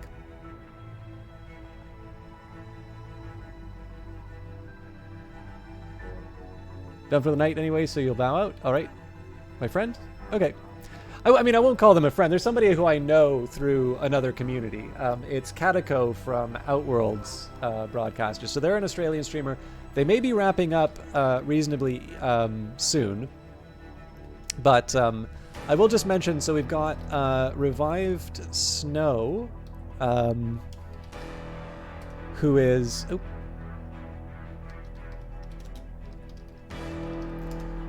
There's somebody who we hosted before. Yeah, no worries, Mecha Paladin. Feel free to just message me in the Discord or wherever is comfortable for you, and I will respond. And again, if I need the extra time, you know, I'll mention it. But definitely get some sleep. So Rive Snow is doing some Phantom Brigade. Of course, you can also click on the note below. But I'm gonna send you on to Katako, who is an Australian streamer, seems to be very focused on sort of the From Software style games, so Bloodborne and whatnot. But I do want to leave, you know, I don't know, I get to hang out with them occasionally in Outworld's channel. It's nice to introduce people to new broadcasters, and honestly, I don't know what their schedule is like. So I feel like it's a nice opportunity to host somebody who I've gotten to meet through another community. So wherever you guys wind up, thank you very much for watching. If you're just here for Phantom Brigade, I will see you all in a week. Otherwise, next stream is Friday. I usually wind up starting a bit later on Fridays, so maybe not 7 o'clock. But as always, Twitter, all those different places are available. Have a lovely evening. We'll see you in the next one.